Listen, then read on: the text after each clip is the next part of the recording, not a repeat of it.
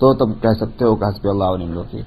حاصل یہ تھا کہ اصل میں ان حضرت نے جا کے بیٹھ گئے، نہ اس کیس کو ٹھیک سے پریزنٹ کرنے کے واسطے جو تیاری کرنی چاہیے تھی وہ کچھ نہیں کی، ویسے ہی پہنچ گئے۔ اب وہ نتیجہ اس کا یہ ہوا کہ دوسرے فریق نے اپنا کیس ٹھیک طریقے سے پیش کر دیا، تو جب ٹھیک طریقے سے پیش ہوا، پروف ہوا، سب کچھ ہوا، آپ نے فیصلہ کر دیا۔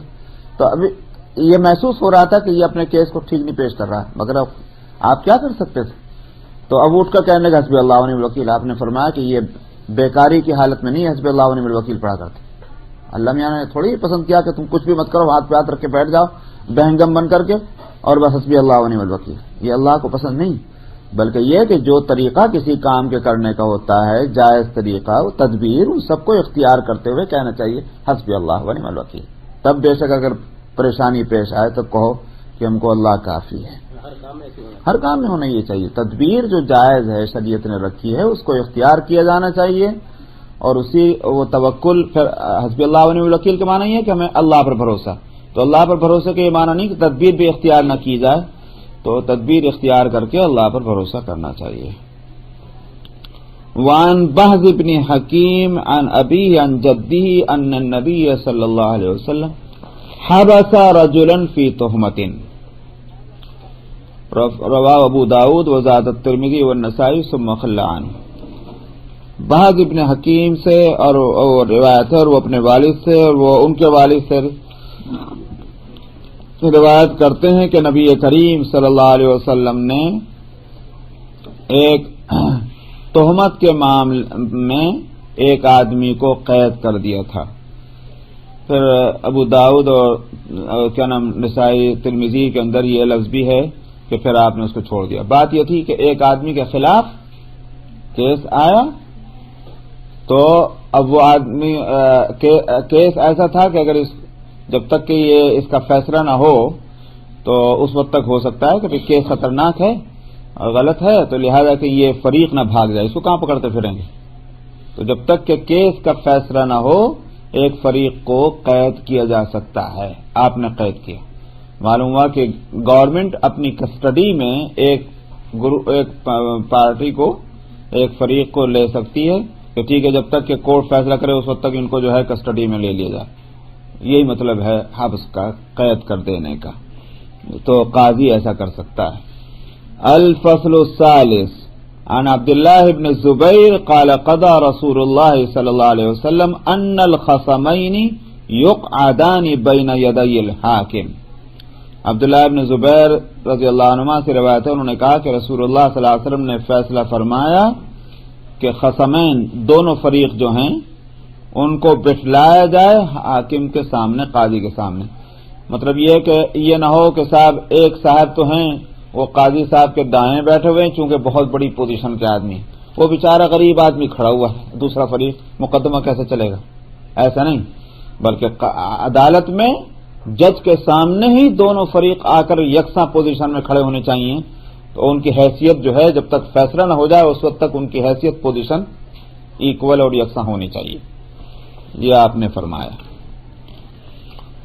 کتاب الجہاد۔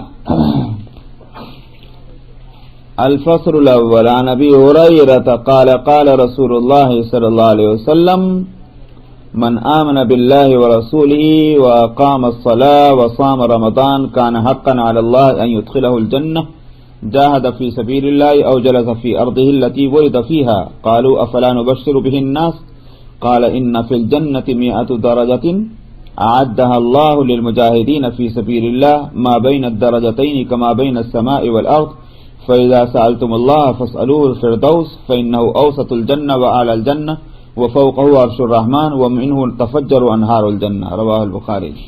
جہاد جو ہے یہ جہد سے بنا ہے، جہد یجہدو، جس کے معنی آتے ہیں کوشش کرنا، اور یوں کہیے کہ اسٹرگل کرنا جس کو انگلش میں کہہ سکتے ہیں۔ تو کوشش اور جد و جہد، آپ اردو میں بھی جد و جہد کا لفظ استعمال کرتے ہیں، اسی میں ایک لفظ جو ہے جد کے معنی بہت کے ہیں اور جہد کے معنی کوشش، یعنی بہت کوشش کرنا۔ تو کوشش کرنا کسی بات کے واسطے، یہ اصل میں یہ معنی ہو جائیں گے جہاد کے. تو دین کے معاملے میں کوشش کرنا یہ ہے جہاد. اب ہوتے ہوتے کیا ہوا کہ وہ اس کے ایک خاص معنی بن گئے کہ دین کی اشاعت کے لیے کوشش کرنا اور اس راستے میں اگر کوئی رکاوٹ پیش آ جائے اس رکاوٹ کو دور کرنا، یہ جہاد کے معنی بن گئے. تو عام طور پر اس رکاوٹ کو دور کرنا جو ہے وہ اس کے بھی دو صورتیں ہیں. ایک تو یہ کہ بھئی شکوک اور شبہات پیدا ہو رہے ہیں، ان شکوک اور شبہات کو دور کیا جائے، یہ اگرچہ یہ بھی جہاد ہے. اور دوسری صورت یہ ہے کہ شکوک اور شبہات نہیں ہے بلکہ ادھر سے ضد اور ہٹ ہے، دوسری طرف سے وہ رکاوٹ جو ہے ضد اور ہٹ کی وجہ سے پیدا ہوئی. ظاہر ہے کہ اس کا علاج یہ ہے کہ بھئی طاقت اور قوت سے اس رکاوٹ کو دور کیا جائے. تو یہ دونوں جہاد بڑے اہم ہیں، دونوں کو جہاد کہا جائے گا. اسی واسطے جو شکوک اور شبہات کو دور کرنا جو علماء کا کام ہے، ان کا جہاد کو بعض دفعہ افضل کہا گیا ہے اس جہاد سے جو طاقت اور قوت کا جس میں استعمال کیا گیا.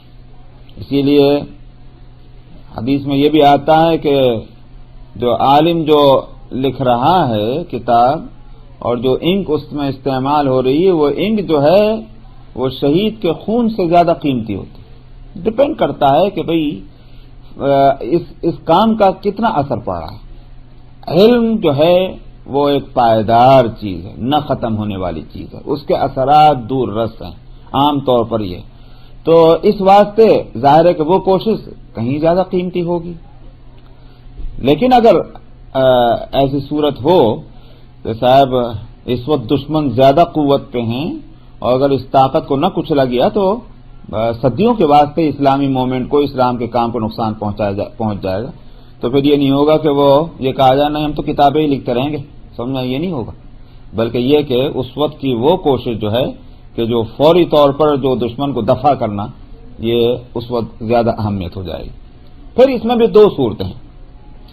ایک صورت تو یہ ہے کہ گورنمنٹ، مسلمانوں کی جو گورنمنٹ ہے اس کے پاس پورا بندوبست ہے دشمن کا مقابلہ کرنے کے لیے. تو اس وقت کوئی ضرورت نہیں کہ ہر آدمی اٹھے اور جہاد میں حصہ لے. اس وقت اس کی حیثیت ہوگی عام حالات کے لحاظ سے فرض کفایہ. جہاد فرض کفایہ. مثال میں دیتا ہوں، فرض کفایہ کا حکم یہ ہے کہ بھئی کچھ لوگ اگر اس کام کو کر لیتے ہیں تو سب کے ذمے سے اس کی ادائیگی ساقط ہو جاتی. اور اگر جو ظاہر ہے کہ اس میں لحاظ اس کا کیا جائے گا جو جتنا قریب ہے ان پر پہلے فرضیت آئے گی. وہ نہیں کر پاتے تو ان کے بعد والوں پر اس کی فرضیت آ جائے گی، وہ نہیں کر پاتے تو بعد والوں پر فرضیت آئے گی. سمجھ آیا؟ اور اگر کوئی بھی نہیں کرے گا تو سبھی گنہگار ہوں گے.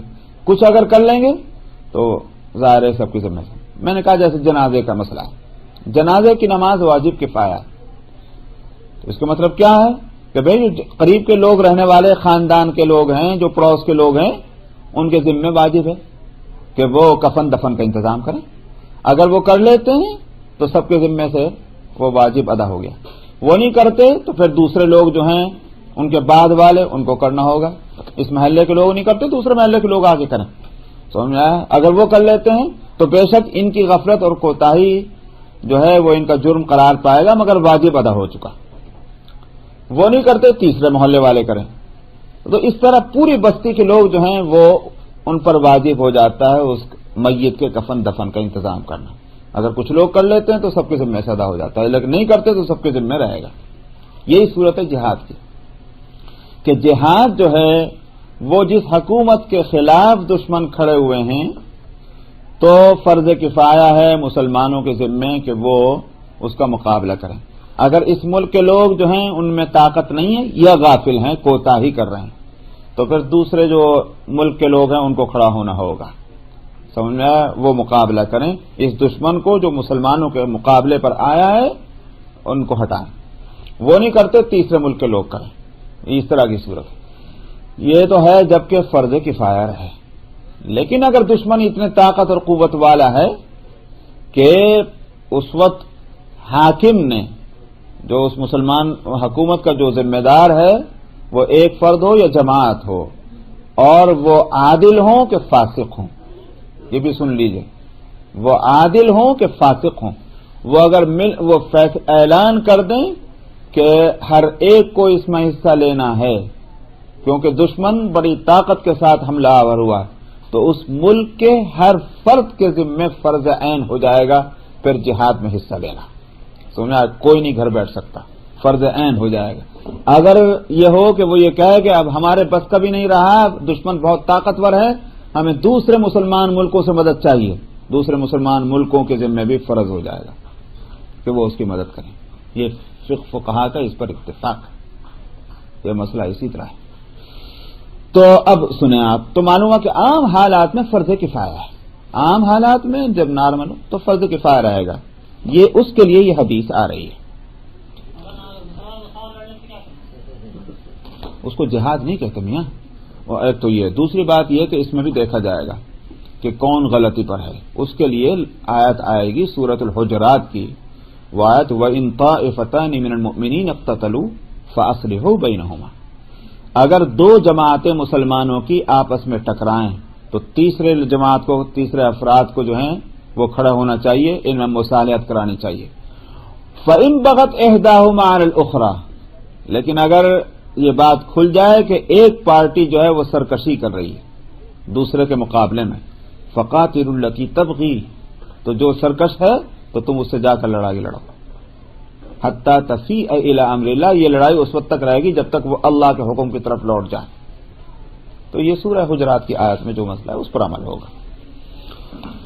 ان ابی ہریرہ، تو ابو ہریرہ رضی اللہ عنہ سے روایت ہے، انہوں نے کہا کہ رسول اللہ صلی اللہ علیہ وسلم نے فرمایا، جو ایمان لایا اللہ پر اور اس کے رسول پر اور نماز قائم کی اور رمضان کے روزے رکھے، فرمایا کہ حق ہے، اس کا حق ہو گیا اللہ پر کہ وہ اس کو جنت میں داخل کرے، چاہے اس نے جہاد فی سبیل اللہ کیا ہو یا وہ اپنی زمین میں اپنے گھر میں بیٹھا رہ گیا۔ سمجھ میں آیا؟ مطلب یہ جنت کا ہی مستحق ہے۔ کون شخص؟ جس نے کیا کیا ہو؟ ایمان لے آیا، نمازیں پڑھتا رہا اور رمضان کے روزے رکھے۔ آپ کہیں گے بھائی اس میں زکوٰۃ اور حج کا تو ذکر ہی نہیں آیا، یہ کیا بات ہوئی؟ بات اصل یہ ہے، زکوٰۃ اور حج ہر ایک کے ذمہ نہیں ہوتا، نماز اور روزے ہر ایک کے ذمہ ہیں۔ تو زکوٰۃ مالداروں کے ذمہ ہے، حج جو مالدار کے علاوہ اور بھی شرطیں ہیں اس کے ساتھ۔ تو جو چیز ہر ایک کے ذمہ ہے، جب اس نے وہ کام کر لیا تو اللہ کے ذمہ ہے کہ اس کو جنت میں داخل کریں، اگرچہ اس نے جہاد نہ کیا ہو، جہاد کیا ہو یا نہ کیا ہو، ہر صورت میں معلوم ہوا کہ جہاد جو ہے نماز کی طرف فرض نہیں، نماز جس طرح سے فرض عین ہے، رمضان کے روزے فرض عین ہیں، اسی طرح سے جہاد فرض عین نہیں ہے۔ کر لیا بہت اچھی بات ہے، نہیں کیا لیکن یہ میں نے کہا کہ وہ عام حالات میں چونکہ فرض کفایہ۔ ایک اور روایت میں اس میں اس کا بھی لفظ آتا ہے، کیا نام ہے، ہجرت کا، کہ اس نے ہجرت کی ہو یا نہ کی ہو۔ تو اسی واسطے بعض ان علماء کا کہنا یہی ہے کہ اس سے معلوم ہوتا ہے کہ یہ حدیث آپ نے فرمائی ہے فتح مکہ کے موقع پر، کیونکہ فتح مکہ کے بعد ہجرت ختم ہو گئی تھی۔ صاحب تو چاہے اس نے اللہ کے راستے میں جہاد کیا ہو یا اپنی زمین میں بیٹھا رہ گیا ہو جس میں وہ پیدا ہوا ہے۔ لوگوں نے کہا کیا ہم لوگوں کو اس کی خوشخبری نہ سنا دیں؟ یہ تو بڑی اچھی حدیث ہے، جنت میں جانے کے واسطے بشارت مل گئی سب کو، بھائی جو ایمان لیا ہے، نماز پڑھی، روزے رکھے، جنت میں جائے گا، ہم خوشخبری نہ سنا دیں لوگوں کو۔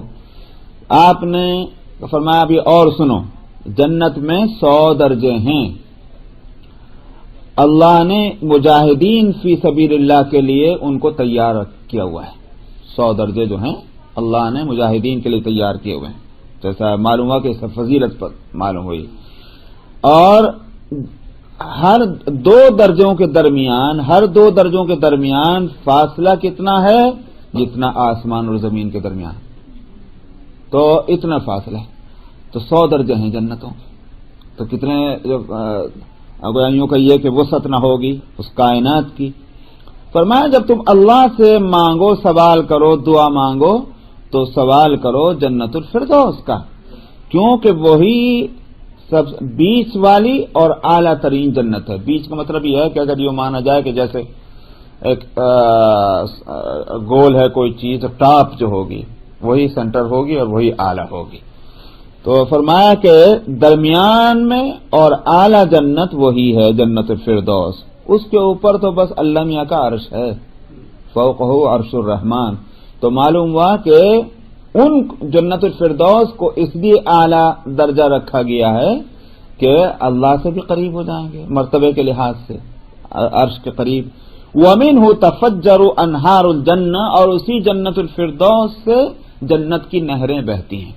جنت کی نہریں بہنے کا مطلب یہ ہے کہ یوں مطلب نہیں کہ بس جتنی وہ نہریں تھوڑی سی ہوں گی، بے شمار نہریں ہر جنت میں ہوں گی، لیکن جو 4 قسمیں ہوں گی نہروں کی، دودھ کی، شہد کی، شراب کی، پانی کی، یہ 4 قسمیں ہیں جنت کی نہروں کی. تو یہ 4 قسمیں جو ہیں اصل ان کا صوت جو ہوگا، مبدا جہاں سے وہ چلیں، وہ ہے جنت الفردوس، اور وہاں سے نکل کر ساری جنتوں میں وہ جا رہی ہوں گی.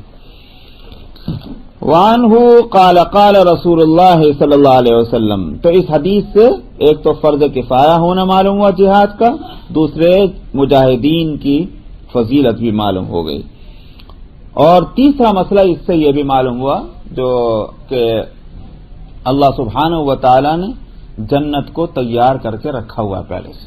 بعض لوگوں کا خیال یہ جنت ابھی ہے ہی نہیں، وہ تو جب آخرت ہوگی، قیامت ہوگی، جب ہی جنت بن جائے گی.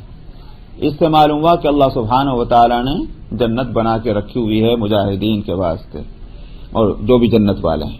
وعنہ قال قال رسول اللہ صلی اللہ علیہ وسلم مثل المجاہد فی سبیل اللہ كمثل الصائم القائم القانت بآیات اللہ لا یفتر من صیام ولا صلاة حتی یرجع المجاہد فی سبیل اللہ. انہی ابو ہریرہ سے روایت ہے، انہوں نے کہا کہ رسول اللہ صلی اللہ علیہ وسلم نے فرمایا مجاہد فی سبیل اللہ کی مثال ایسی ہے جیسے روزہ رکھنے والا اور یعنی مطلب یہ ہے کہ اور قائم، القائم کا مطلب ہوا راتوں کا جاگنے والا یعنی قیام کرنے والا، القانت بآیات اللہ، اللہ کی آیتوں کو کی تلاوت کرنے والا. تو مطلب یہ ہے کہ پورے مستعدی کے ساتھ کنٹینیو روزے بھی رکھتا ہے، راتوں کو جا کر اللہ کی آیتوں کی بھی تلاوت کر رہا ہے. اور فرمایا کہ لا یفتر من صیام ولا صلاۃ، نماز اور روزے کے اندر کوئی کوتاہی نہیں کرتا. لا یفتر کا ترجمہ کسی نے کیا ہوگا تھکتا نہیں. کیا کیا ترجمہ؟ تھکتا نہیں. اصل میں فطور، فطر یفتر کے معنی آتے ہیں خلل آ جانے کے. آپ کہتے ہیں اس کی عقل میں فطور آ گیا، کیا مطلب؟ خلل آ گیا. تو لا یفتر کے معنی یہ ہوں گے کوئی کوتاہی نہیں کرتا، کوئی غفلت نہیں کرتا، کمی نہیں کرتا نماز اور روزے کی ادائیگی میں. تو یہاں تک کہ وہ مجاہد فی سبیل اللہ لوٹ کے آ جائے، جب تک کہ وہ لوٹ کے نہیں آئے گا تب تک وہ ایسے ہی سمجھا جائے گا. اصل میں یوں سمجھیے کہ یہ اس حدیث کا حاصل یہ ہے کہ مجاہد فی سبیل جو ہے ظاہر ہے کہ 24 گھنٹے تو جہاد نہیں کر رہا، سو بھی رہا ہے، کھا بھی رہا ہے، تو ہر وقت تھوڑی کہ ہتھیار ہاتھ میں ہے کہ پر دشمن کے مقابلے میں کھڑا. تو ہو سکتا ہے کوئی اس سے سمجھے کہ جس وقت دشمن کے مقابلے پر کھڑا ہوا ہے اس وقت تو اس کو ثواب مل رہا ہے، اور جب وہ آرام کرے گا تو اس کو ثواب کیا ضرورت ملنے کی. اس لیے یہ کہا گیا کہ مجاہد جب تک لوٹ کر نہیں آ جاتا اس وقت تک وہ مجاہد ہے، چاہے وہ آرام کر رہا ہو، چاہے کھا رہا ہو، چاہے پی رہا ہو. جس طرح سے نمازی نماز پڑھ رہا ہے، روزے دار روزے رکھ رہا ہے، تو اسی طرح سے یہ آدمی جو ہے جہاد میں گیا ہوا ہے اس کو برابر ثواب ملتا رہے گا جب تک یہ لوٹ کر نہیں آ جاتا. بس چلیے.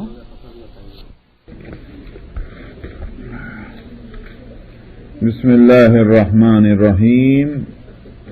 وعن زید بن خالد ان رسول اللہ صلی اللہ علیہ وسلم قال من جهز غازیا فی سبیل اللہ فقد غزا ومن خلف غازیا فی اہلہ فقد غزا. متفق علیہ. زید بن خالد سے روایت ہے کہ رسول اللہ صلی اللہ علیہ وسلم نے فرمایا جس نے اللہ کے راستے میں جہاد کرنے والے کو تیار کیا یعنی اس کا ساز و سامان اس کو مہیا کر دیا، تو اس نے بھی جہاد کیا۔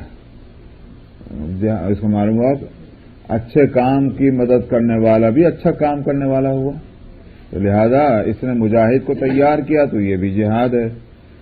اور جو پیچھے رہ گیا جہاد میں جانے والے کے، اس کے گھر والوں کے کام کے سلسلے میں، تاکہ ان کے گھر والوں کی مدد کرے اس کی عدم موجودگی میں، تو اس نے بھی جہاد کیا۔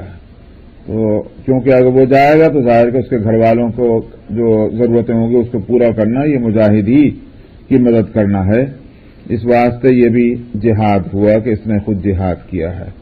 یہ آخرت کے لحاظ سے ہے، لیکن دنیاوی حکم جو ہے وہ اس پر مرتب ہو یہ نہیں ہوگا۔ مثال کے طور پر اب مجاہد کو جو مال غنیمت ملے گا وہ یہ نہیں کہے گا صاحب میں نے جو ہے اس کے گھر والوں کو دیکھا تو مجھے بھی حصہ دو۔ تو احکام شرعیہ جو دنیا میں ان کا نفاذ ہوتا ہے وہ اس کی صورت الگ ہے، اور آخرت میں جو اللہ سبحانہ و تعالیٰ کا معاملہ ہوگا اس کی صورت اور ہے۔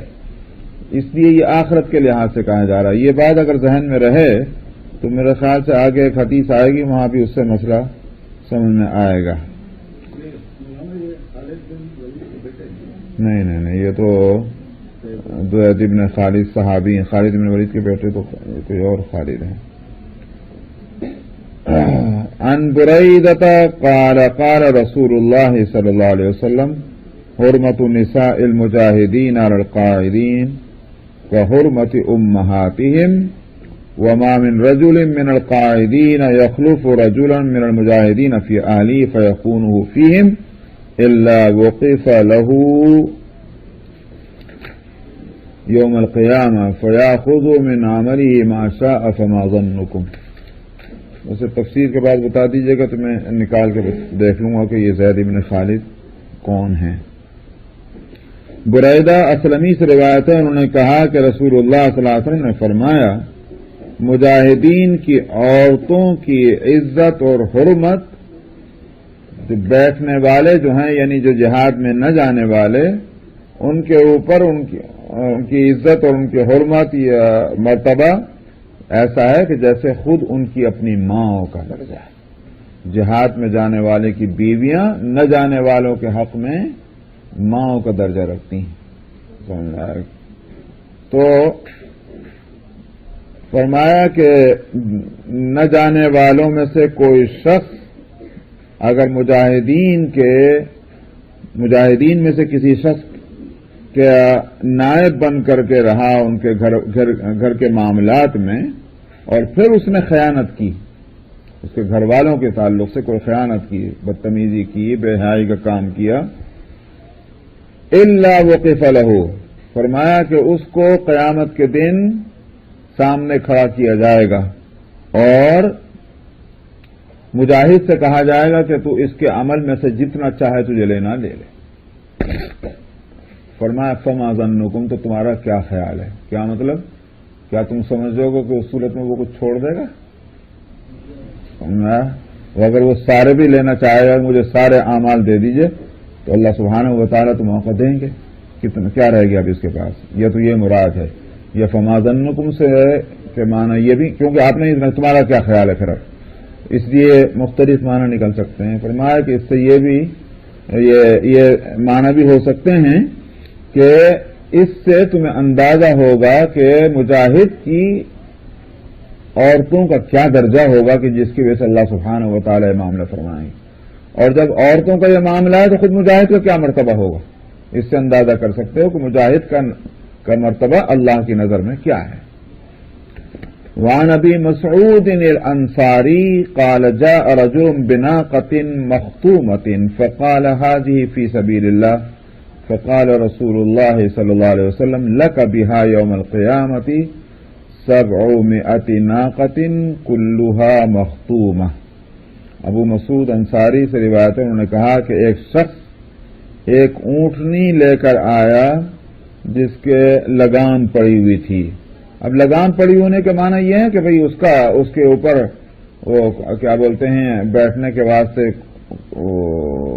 زین وغیرہ، زین اگرچہ گھوڑے کی پیٹ پہ ہوتی ہے، اس کو شور کہتے ہیں، نہیں وہ تو اس کا ہے لگام جس کو کہا، لیکن میں نے کہا کہ خالی لگام پڑی ہوئی ہونا یہ نہیں مہار، بلکہ یہ کہ اس کے ساتھ جو ہودج جو وہ بھی ہوگا اس کا. تو مطلب یہ ہے کہ پورے طور پر اونٹنی کو تیار کر کے لائے، اور انہوں نے کہا کہ یہ اللہ کے راستے میں ہے، یعنی اس کو جہاد میں جانے کے لیے کسی بھی مجاہد کے واسطے قبول فرما لیجئے. تو نبی کریم صلی اللہ علیہ وسلم نے فرمایا تجھے اس ایک اونٹنی کے بدلے میں قیامت میں 700 اونٹنیاں ملیں گی اور سب کے سب پہ مہار اور لگام پڑی ہوئی ہوگی. تو اس لیے کہ اللہ کے راستے میں ایک پیسہ خرچ کرو تو اس کی مثال قرآن شریف میں کیا دی گئی؟ 700 بھی دی نہیں. تو یہ بھی اللہ کے راستے میں ایک اونٹنی تو 700 اونٹنیاں ملیں گی.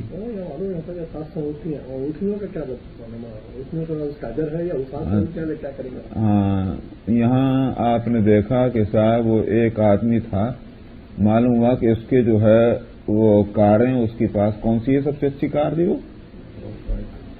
رولز رائس کہ صاحب 90 کاریں ہیں اس کے پاس. بھائی 90 کاریں جو تھیں کیا کرتا تھا سمجھا نہیں؟ اس سے اصل میں کسی کی بڑائی، عظمت اور اس کی یوں کہیے فراغت معلوم ہوتی ہے کہ بھائی ضرورت سے زیادہ اس کے پاس سامان ہے. دنیا میں سامان اگرچہ برتنے کے لیے مگر ضرورت سے زیادہ انسان کیوں رکھتا ہے کہ اس سے اس کی بڑائی ظاہر ہوتی.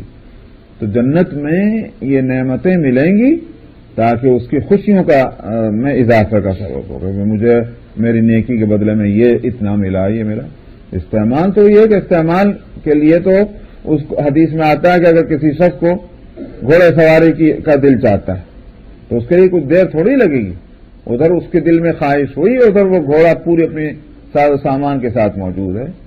تو لیکن یہ کہ یہ اس واسطے کہ ہم نے دنیا میں یہ نیکی کی تھی تو اس کے بدلے میں ہمارے پاس یہ چیز موجود ہے، طبیعت کو خوش کرنے کے واسطے ہے. استعمال کرنا چاہے استعمال بھی کرے.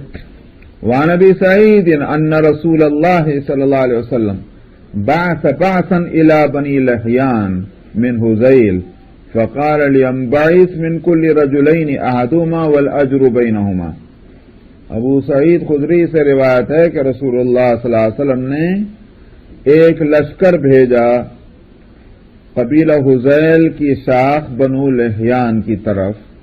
آپ نے فرمایا ہر 2 آدمیوں میں سے ایک آدمی اٹھے جہاد میں جانے کے لیے. اس کا مطلب کیا ہوا کہ دوسرا آدمی وہ اس کی مدد کرے گا یہاں رہتے ہوئے، اور اجر جو ہے وہ دونوں کے درمیان برابر برابر ہو جائے گا. وان جابر، اجر کا لفظ سے خود بس سمجھ آیا کہ مسئلہ یہ قیامت کی اور آخرتی کا ہے. وان جابر بن سمرہ قال قال رسول اللہ صلی اللہ علیہ وسلم لن يبرح هذا الدين قائما يقاتل عليه عصابة من المسلمين حتى تقوم الساعة. جابر بن سمرہ سے روایت ہے کہ آپ نے رسول اللہ صلی اللہ علیہ وسلم نے فرمایا یہ دین قائم رہے گا ہمیشہ، اور اس کا سبب کیا بنے گا اس کے قائم رہنے کا کہ مسلمانوں کی ایک جماعت اس دین کی حفاظت کے لیے برابر جہاد کرتی رہے گی، قتال کرتی رہے گی یہاں تک کہ قیامت قائم ہو جائے. تو معلوم ہوا کہ ہر زمانے میں آپ نے یہ خبر دی، یا تو یہ خبر دی ہے تو خبر ہے تو لہذا وہ صحیح ہوگی. تو ہر زمانے میں چاہے ایک چھوٹی سی جماعت کیوں نہ ہو، کہیں بھی اگر وہ دین کی حفاظت کے لیے جدوجہد کر رہی ہے اور طاقت کا استعمال کر رہے ہیں، دشمنوں کو مقابلے پر ہیں، تو اس طرح سے یہ دین قائم رہے گا.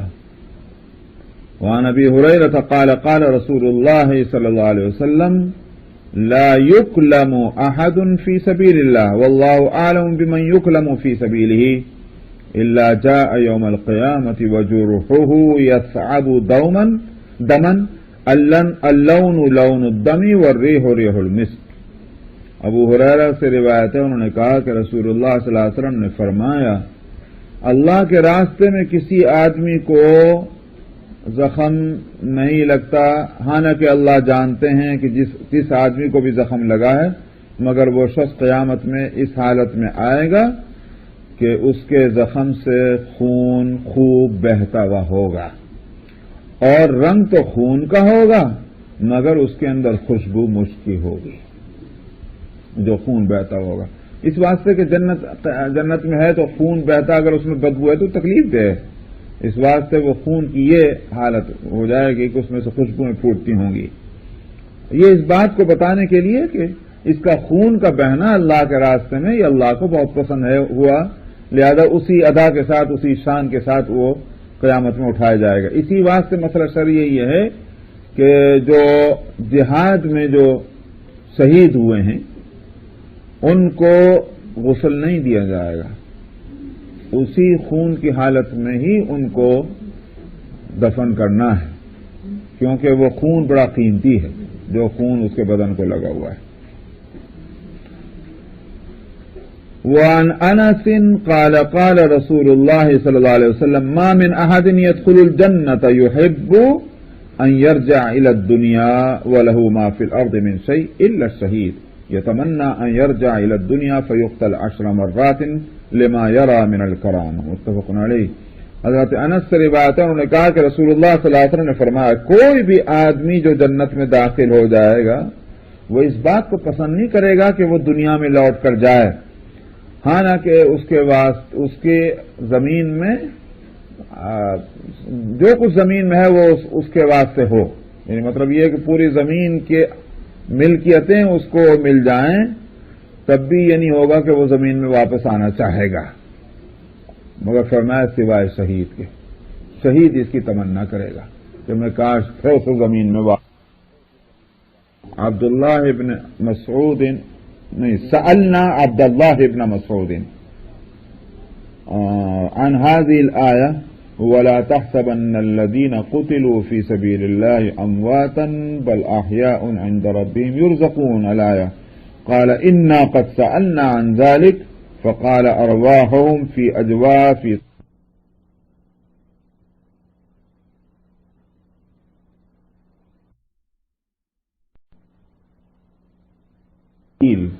فاطلع عليهم ربهم اطلاعة فقال هل تشتهون شيئا قالوا أي شيء نشتهي ونحن نسرح من الجنة حيث شئنا ففعل ذلك بهم 3 مرات فلما رأوا أنهم لن يتركوا من أن يسألوا قالوا يا رب نريد أن ترد أرواحنا في أجسادنا حتى نقتل في سبيلك مرة أخرى فلما رأى أن ليس لهم حاجة تركوا۔ مسروق سے روایت ہے، انہوں نے کہا کہ ہم نے عبداللہ بن مسعود رضی اللہ عنہ سے اس آیت کے بارے میں سوال کیا کہ کیا مطلب ہے اس کا، وَلَا تَحْسَبَنَّ الَّذِينَ قُتِلُوا فِي سَبِيلِ اللَّهِ أَمْوَاتًا بَلْ أَحْيَاءٌ عِندَ رَبِّهِمْ يُرْزَقُونَ، کہ جو اللہ کے راستے میں قتل کیے گئے ہیں ان کو تم مردہ مت خیال کرو، وہ اپنے رب کے پاس زندہ ہیں اور ان کو رزق دیا جاتا ہے۔ یہ آیت جو ہے اس کے معنی پوچھے کیا مطلب ہے اس آیت کا، تو حضرت عبداللہ بن مسعود نے کہا کہ ہم نے خود اس کے آیت کے بارے میں پوچھا تھا۔ تو کس سے پوچھا تھا؟ اگرچہ انہوں نے نہیں بتلایا مگر صحابہ کس سے پوچھیں گے؟ نبی کریم صلی اللہ علیہ وسلم سے ہی۔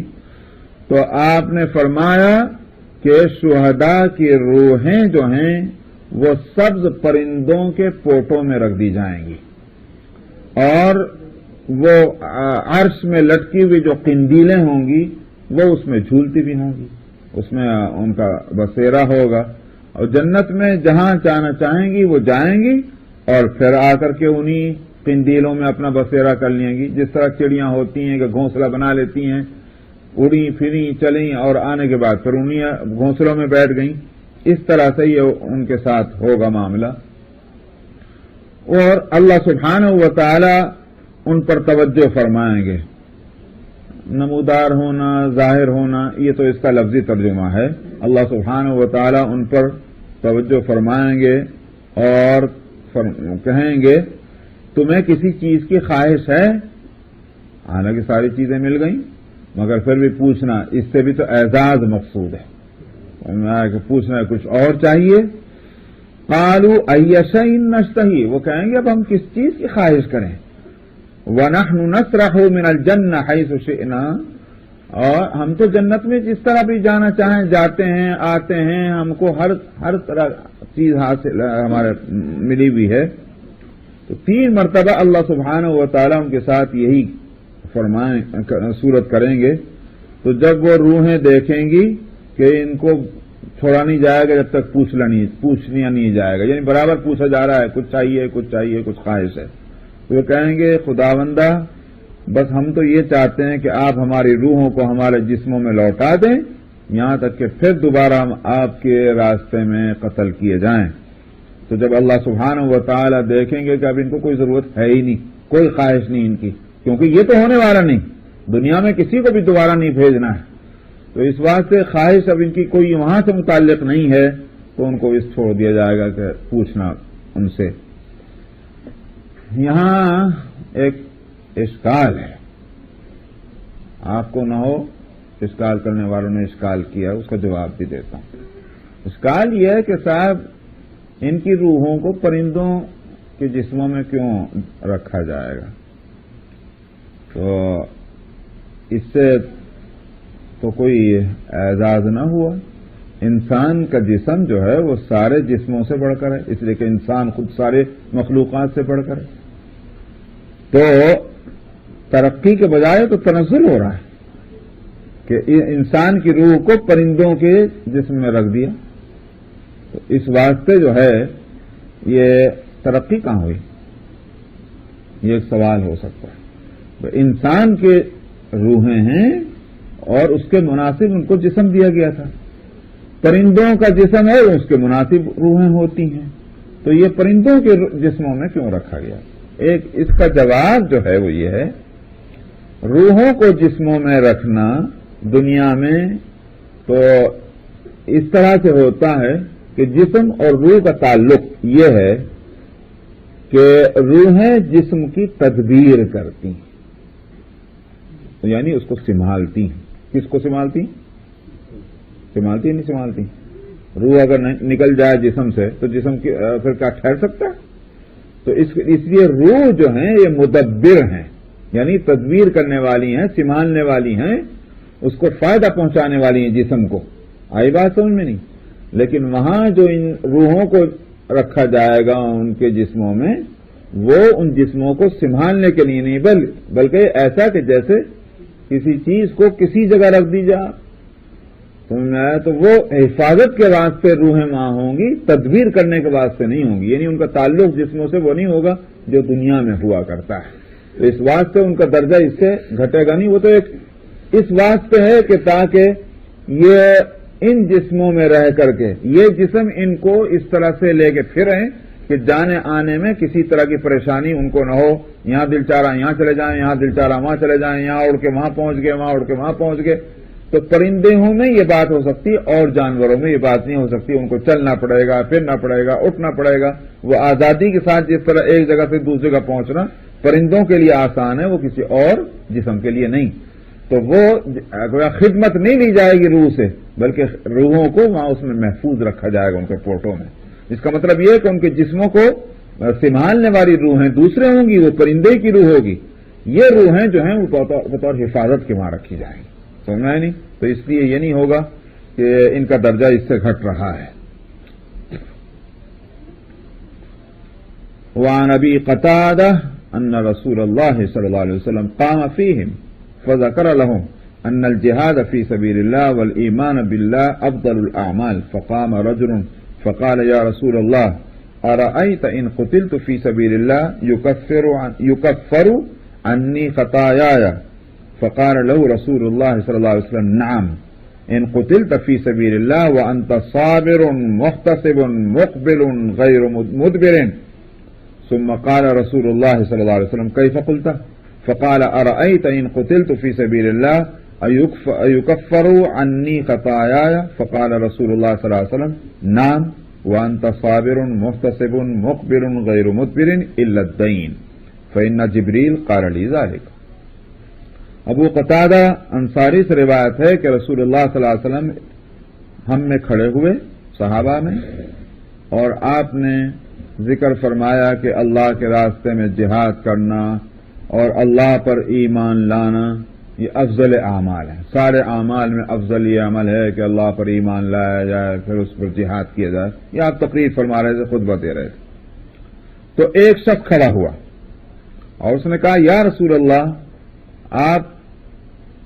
کیا آپ کی فرمانا ہے، کیا آپ کی رائے ہے کہ اگر میں اللہ کے راستے میں قتل ہو جاؤں تو کیا میری ساری خطاؤں کا کفارہ ہو جائے گا؟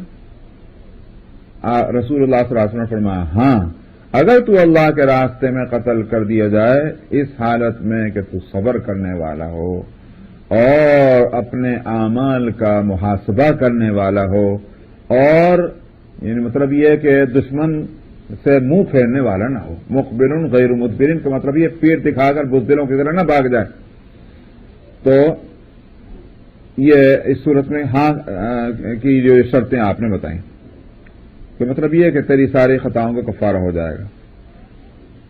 تھوڑی دیر کے بعد آپ نے رسول اللہ صلی اللہ علیہ وسلم کیسے کہا تھا تمہیں، یہ مطلب یہ کہ ذرا اپنا سوال پھر سے دہرانا۔ اس نے کہا کہ میں نے یہ کہا تھا کہ آپ کیا فرماتے ہیں اگر میں اللہ کے راستے میں قتل کر دیا جاؤں تو کیا میری خطاؤں کا کفارہ ہو جائے گا؟ تو رسول اللہ صلی اللہ علیہ وسلم نے فرمایا ہاں، اگر تو صبر کرنے والا ہوا اور اپنا محاسبہ کرنے والا ہوا اور دشمن سے منہ پھیرنے والا نہ ہوا، سوائے قرضے کے۔ قرضے کے شرط ہے، اگر یہ نہیں ہے تو پھر یقیناً ساری خطاؤں کا کفارہ ہو جائے گا۔ آپ نے فرمایا جبریل نے مجھے یہی ابھی بتایا ہے، تو اس لیے دوبارہ آپ نے پوچھا تھا، یہ ایک قید لگوا دی۔ تو یہاں یہ ہے کہ قرض جو ہے وہ یہ ہے کہ مسلمانوں کا کوئی ذمے میں اس سے کوئی چیز نہ رہ جائے، مسلمانوں کی ذاتی طور پر کسی کا قرضہ ہو اور اس کے لیے وصیت کر جائے، وہ رکاوٹ نہیں بنے گی۔ سمجھ میں آیا؟ جیسا کہ نبی کریم صلی اللہ علیہ وسلم کے وفات کے وقت بھی تو آپ کے ذمہ قرضہ تھا، مگر آپ نے فرما دیا کہ میرے اس قرضے کو ادا کر دیا جائے، بات ختم ہو گئی۔ وہ قرض جو مسلمانوں کا یا وہ ذمہ داری مسلمانوں کی کسی کی ذمہ رہ گئی ہے کہ جس کو اب ادا کیسے کرے گا، اس کی ادائیگی کی صورت نہیں ہے، یہ ہے وہ بات کہ جو اس کے خطاؤں کا کفارہ بننے میں رکاوٹ بنے گی۔ یہ ہے بات، اجتماعی ذمہ داریاں جو ہیں وہ پورے طور پر ادا ہونی چاہیے اگر کسی کی ذمہ ہے تو۔ وعن عبد الله بن عمرو بن العاص ان النبي صلى الله عليه وسلم قال القتل في سبيل الله يكفر كل شيء الا الدين۔ عبداللہ بن عمرو بن العاص سے روایت ہے کہ رسول اللہ صلی اللہ علیہ وسلم نے فرمایا اللہ کے راستے میں قتل ہو جانا ہر چیز کا کفارہ کر دے گی سوائے قرضے کے۔ وعن ابی ہریرہ ان رسول اللہ صلی اللہ علیہ وسلم قال يضحك الله تعالى الى رجلين يقتل احدهما الاخر يدخلان الجنة يقاتل هذا في سبيل الله فيقتل ثم يتوب الله على القاتل فيستشهد۔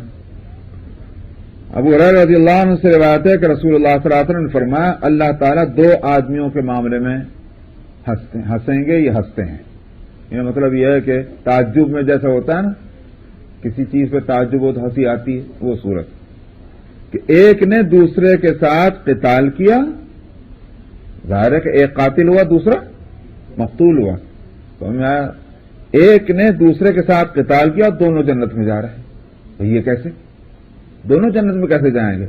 اس لیے کہ ایک زیادتی کر رہا ہے، ایک ظالم ہے تو دوسرا مظلوم ہے، یہ ہوگا نا، تو مقتول جو ہے وہ اس کا جنت میں جانا تو سمجھ میں آتا ہے، لیکن قاتل جو ہے اس کا جانا کیسے؟ تو فرمایا کہ اللہ کے راستے میں جہاد کر رہا تھا تو وہ تو قتل ہو گیا، مقتول ہوا، یہ تو چلا گیا جنت میں، اور فرمایا کہ وہ دوسرا آدمی جو ہے اللہ نے اس کو توبہ کی توفیق دے دی اور اس کے بعد وہ جو ہے وہ بھی شہید ہو گیا آگے جا کر کے، تو دونوں جنت میں جا رہے ہیں۔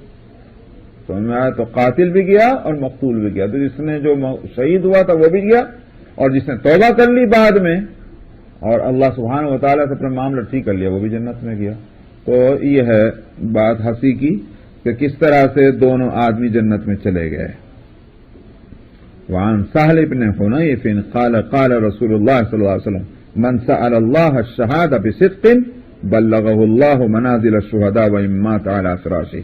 سہل بن حنیف سے روایت ہے کہ رسول اللہ صلی اللہ علیہ وسلم نے فرمایا جس نے اللہ سے شہادت کی دعا مانگی مگر سچے دل سے، یعنی بصدقین، سچے دل سے شہادت کی دعا مانگی، فرمایا اللہ اس کو شہیدوں کے مرتبے پر پہنچائے گا اگرچہ وہ اپنے بستر پر پڑھ کے مرے، مگر سچے دل سے اس کی دعا ہونی چاہیے، خواہش ہونی چاہیے۔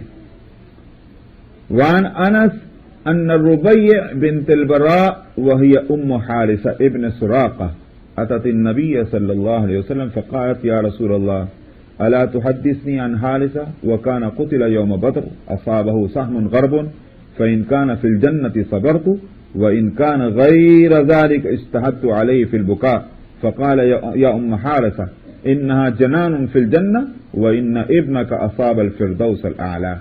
واقعی ہم کو خود اپنے لیے بھی اور ماں باپ جو ہیں، بھائی اور بہنیں، ان سب کو سوچنا چاہیے کہ ہم اپنے بچوں کے تعلق سے کیا سوچتے ہیں اور کیا جذبہ ہمارا ہوتا ہے۔ ان صحابیات کا کیا حال تھا؟ حضرت انس رضی اللہ عنہ سے روایت ہے کہ ربیع بنت برا اور یہ حارثہ ابن سراقہ کی والدہ، سراقہ ابن مالک، یاد ہے سراقہ کون تھے؟ سراقہ ابن مالک وہ ہیں کہ جو نبی کریم صلی اللہ علیہ وسلم کی ہجرت کے وقت آپ کا پیچھا کر رہے تھے اور جن کا گھوڑا جو ہے وہ زمین میں دھستا تھا، تو آپ نے پھر اس کو فرمایا تو مجھے پکڑنے آ رہا ہے، میں تو تیرے ہاتھوں میں سونے کے کسرا کے کنگن دیکھ رہا ہوں۔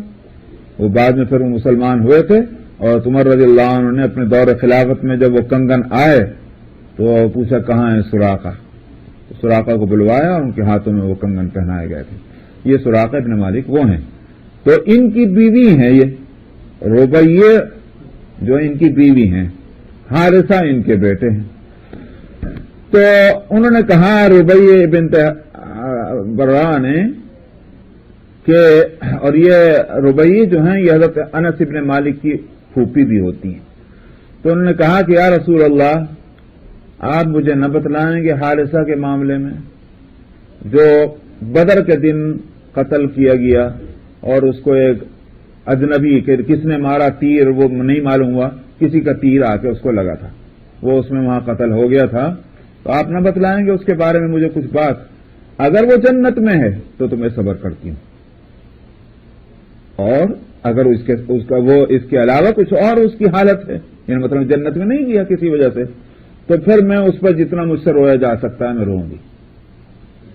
تو آپ نے فرمایا اے ام حارثہ، جنت میں بہت سے باغات ہیں اور تیرا بیٹا جو ہے وہ فردوس اعلیٰ میں پہنچ چکا ہے، تو اس کا مطلب یہ ہے رونے کی ضرورت نہیں۔ تو معلوم ہوا کہ اگر یہ اطلاع مل جائے کہ ہماری اولاد جنتی ہے تو یہ بڑی خوشی کی بات ہے، بڑے اطمینان کی بات ہے۔ اصل کامیابی تو وہیں کی ہے نا۔ تو اب کیسے پتہ چلے؟ ظاہر ہے کہ پیغمبر تو نہیں ہے کہ جس سے ہم پوچھ لیا کریں، اب تو یہی ہے کہ کام کیسے کر رہا ہے اسی سے اندازہ ہوگا کہ بھئی یہ جنتی کام ہے تو امید یہ ہے کہ جنت میں جائے گا جب بھی جانا ہے، اور اگر کام غلط ہیں تو ظاہر ہے کہ اس سے یہی خطرہ ہوگا کہ بھئی جنت کے مستحق نہیں ہو رہا ہے۔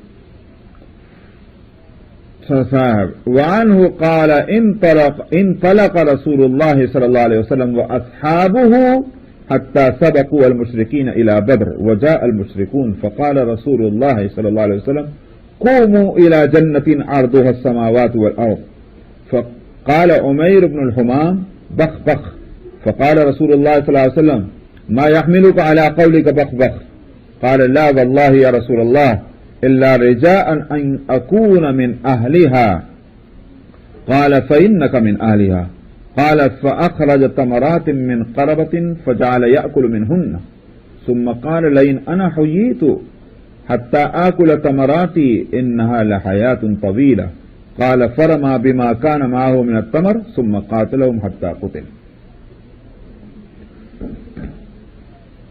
انس رضی اللہ عنہ سے روایت ہے، انہوں نے کہا کہ رسول اللہ صلی اللہ علیہ وسلم اور آپ کے صحابہ چلے اور مشرکین سے پہلے آپ میدان بدر میں پہنچ گئے تھے۔ یہ تو سیرت کی کتابوں میں ہے ہی موجود کہ آپ پہنچ چکے تھے، تو مشرکین مکہ سے جو لشکر آ رہا تھا وہ بعد میں پہنچا ہے، یہاں تک کہ مشرکین آ گئے۔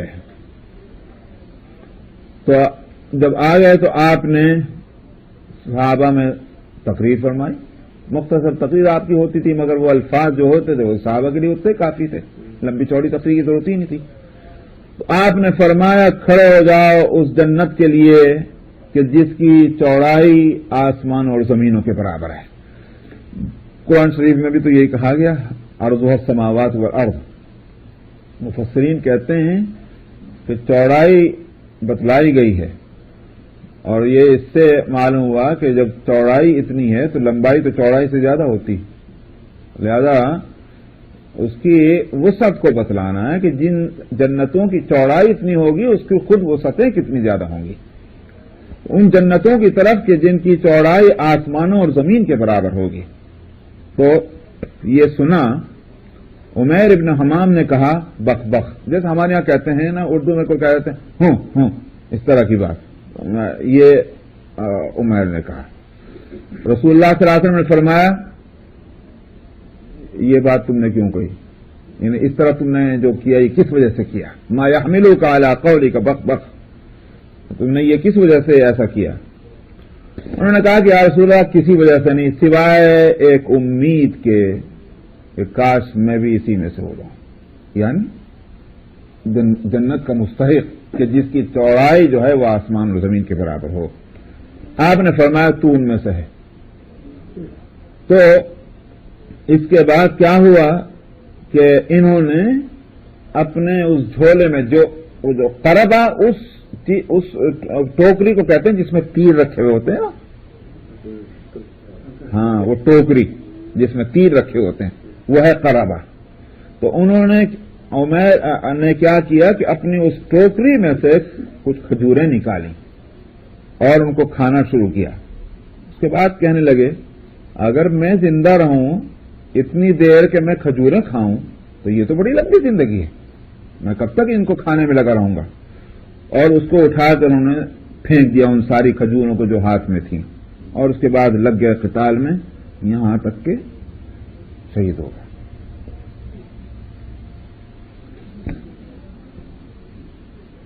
بس جناب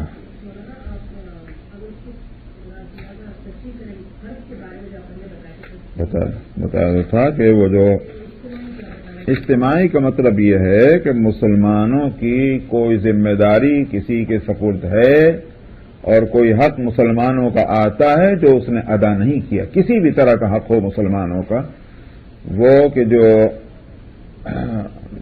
جس کو ادا کرنا تھا تو وہ ادا نہیں کیا. مثال کے طور پر مسلمانوں کے پیسے کا ذمہ دار تھا اجتماعی معاملات میں، یہ اسی طرح سے نہیں کیا، یہ ہے وہ قرضہ جس کو وہ اس کو ہی ادا کرنا ہے، اور کون ادا کرے گا؟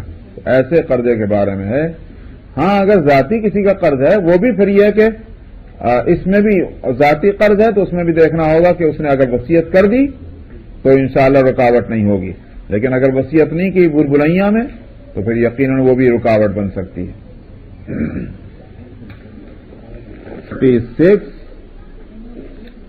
حدیث نمبر 3635 3635.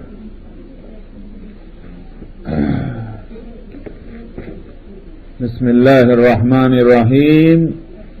وعن ابی ہریرہ قال قال رسول اللہ صلی اللہ علیہ وسلم ما تعدون الشہید فیکم قالوا یا رسول اللہ من قتل فی سبیل اللہ فہو شہید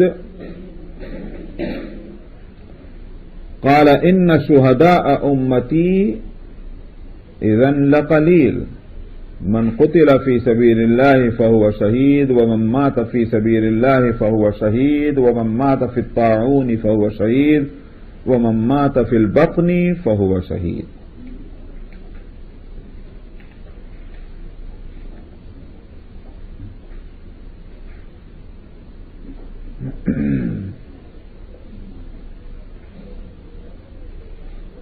حضرت ابو ہریرہ رضی اللہ عنہ سے روایت ہے، انہوں نے کہا کہ رسول اللہ صلی اللہ علیہ وسلم نے فرمایا تم کیا خیال کرتے ہو شہید کے بارے میں کہ تم میں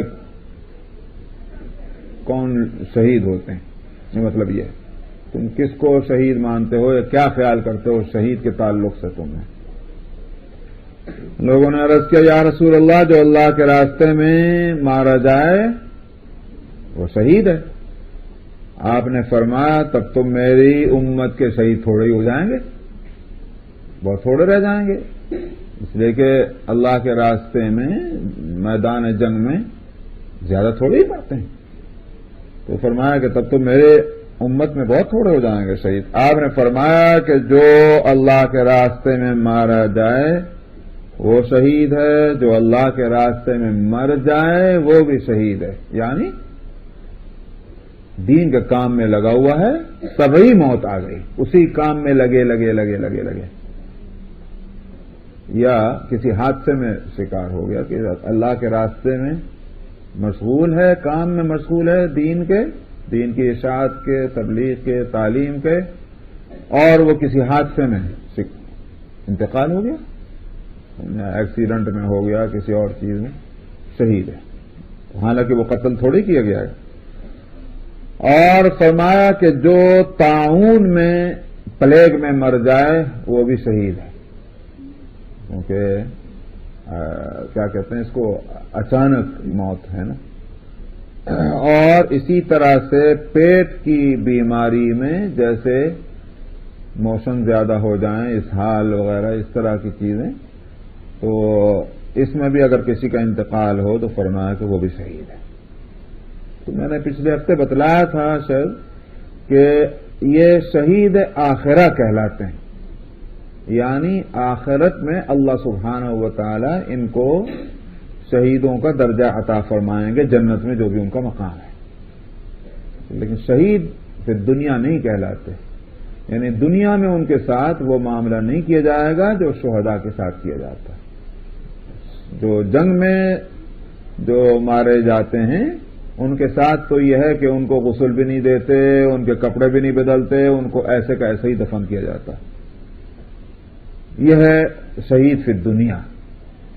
لیکن یہ دوسرے جو ہیں ان کے ساتھ اس طرح کا معاملہ نہیں ہے، ان کو غسل بھی دیا جائے گا، کفن دیا جائے گا، سارا کچھ ہوگا۔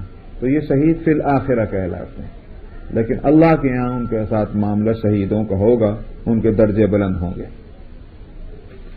وعن عبد الله بن عمرو قال قال رسول الله صلى الله عليه وسلم ما من غازية أو سرية تغزو فتغنم وتسلم إلا كانوا قد تعجلوا ثلثي أجورهم وما من غازية أو سرية تخفق وتصاب إلا تم أجورهم۔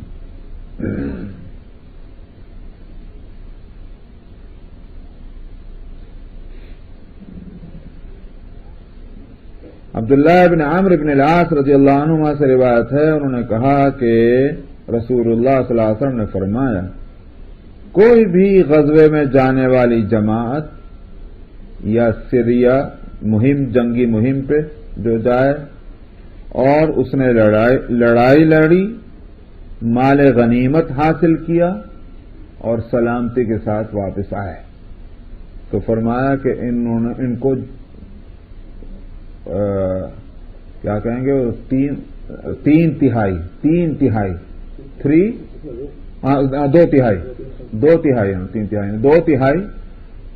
اجر، 2/3 اجر ان کو جلدی مل گیا جلدی۔ انہوں نے جو اس کا فائدہ تھا وہ 2/3 تو ان کو فوراً ہی مل گیا۔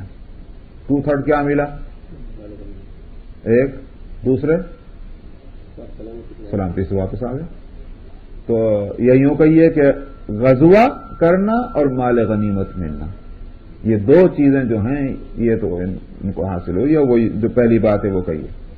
اور فرمایا کہ کوئی غزوہ میں جانے والی اور مہم پر جانے والی جماعت جس نے وہاں مطلب یہ ہے کہ زخمی ہوئی اور اس کو وہاں زخم پہنچے اور شہید ہو گئی، تو صحابوں کا مطلب یہ ہے وہاں شہید ہو گئے، فرمایا کہ اس کو تو پورا ہی اجر مل گیا، تو 1/3 رہ گیا تھا وہ اس کا پورا ہو گیا، کیونکہ اس نے جان دے دی، تو جان دے دی تو اس کو اجر پورا ملا ہے۔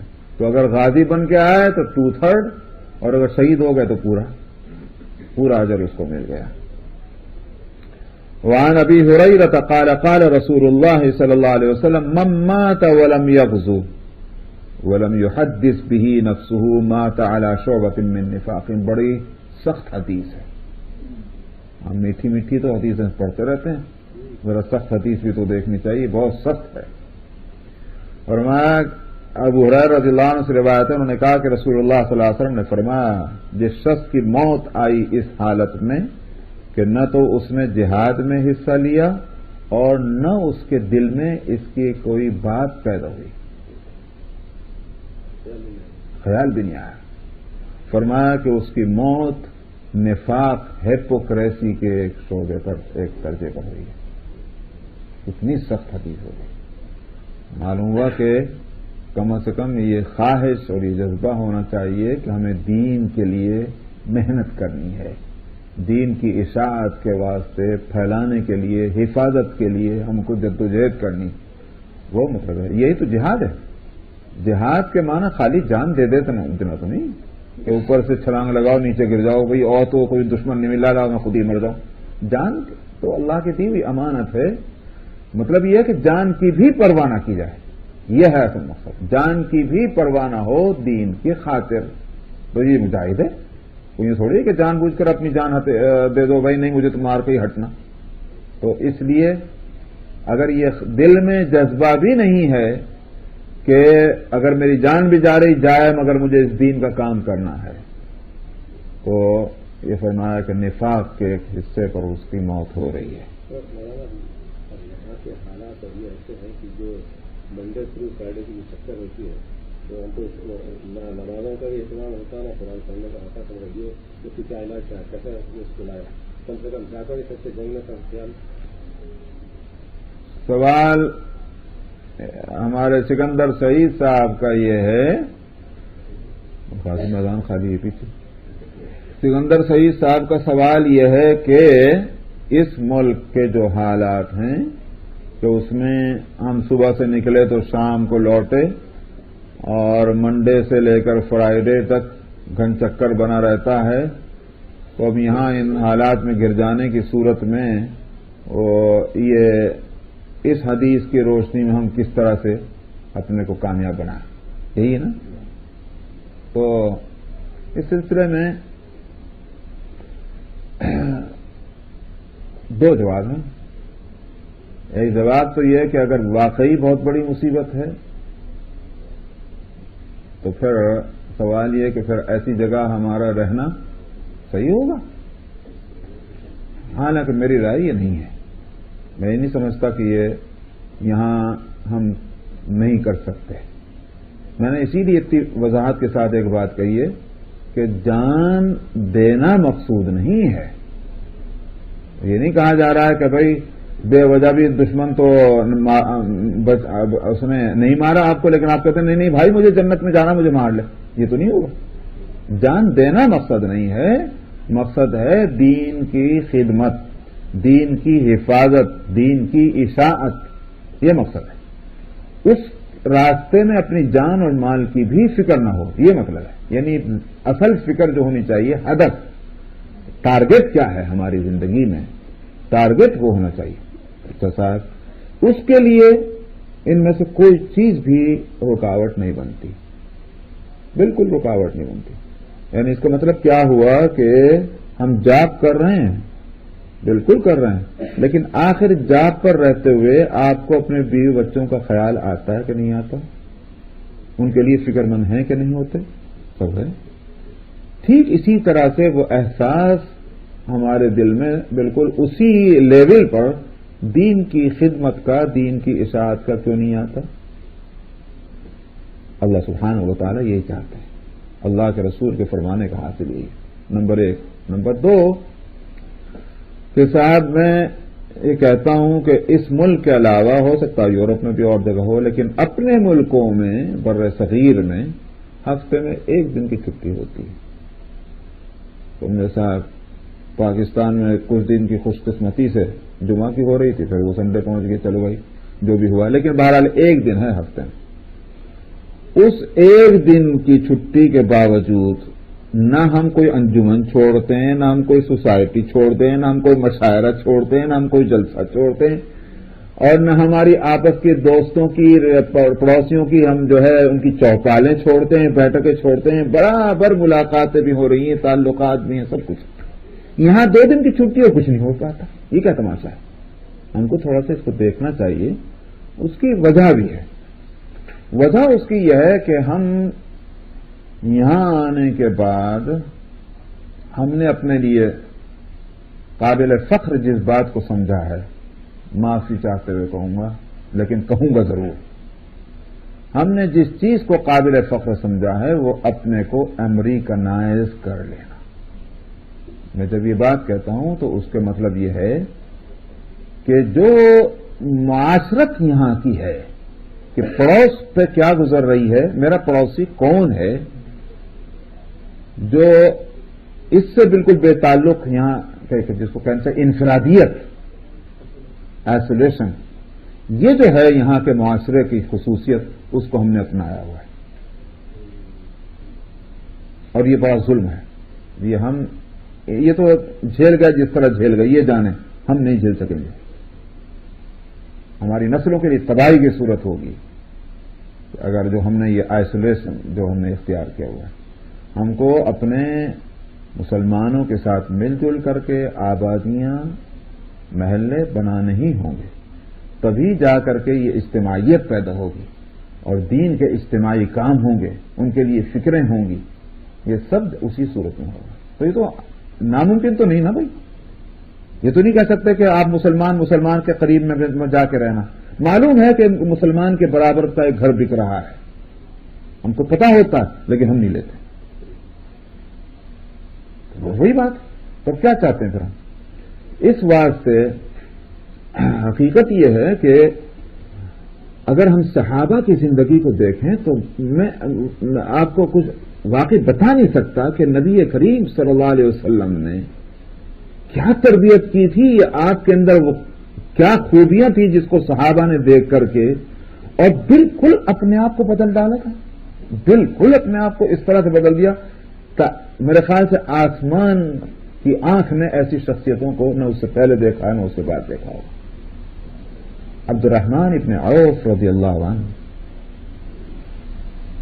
یہ ملینرز میں ہیں، آپ ان کے مال و دولت کا اندازہ اس سے لگا سکتے ہیں کہ جب انتقال ہوا تو 26 لاکھ چھوڑ کے مرے تھے، 2600,000،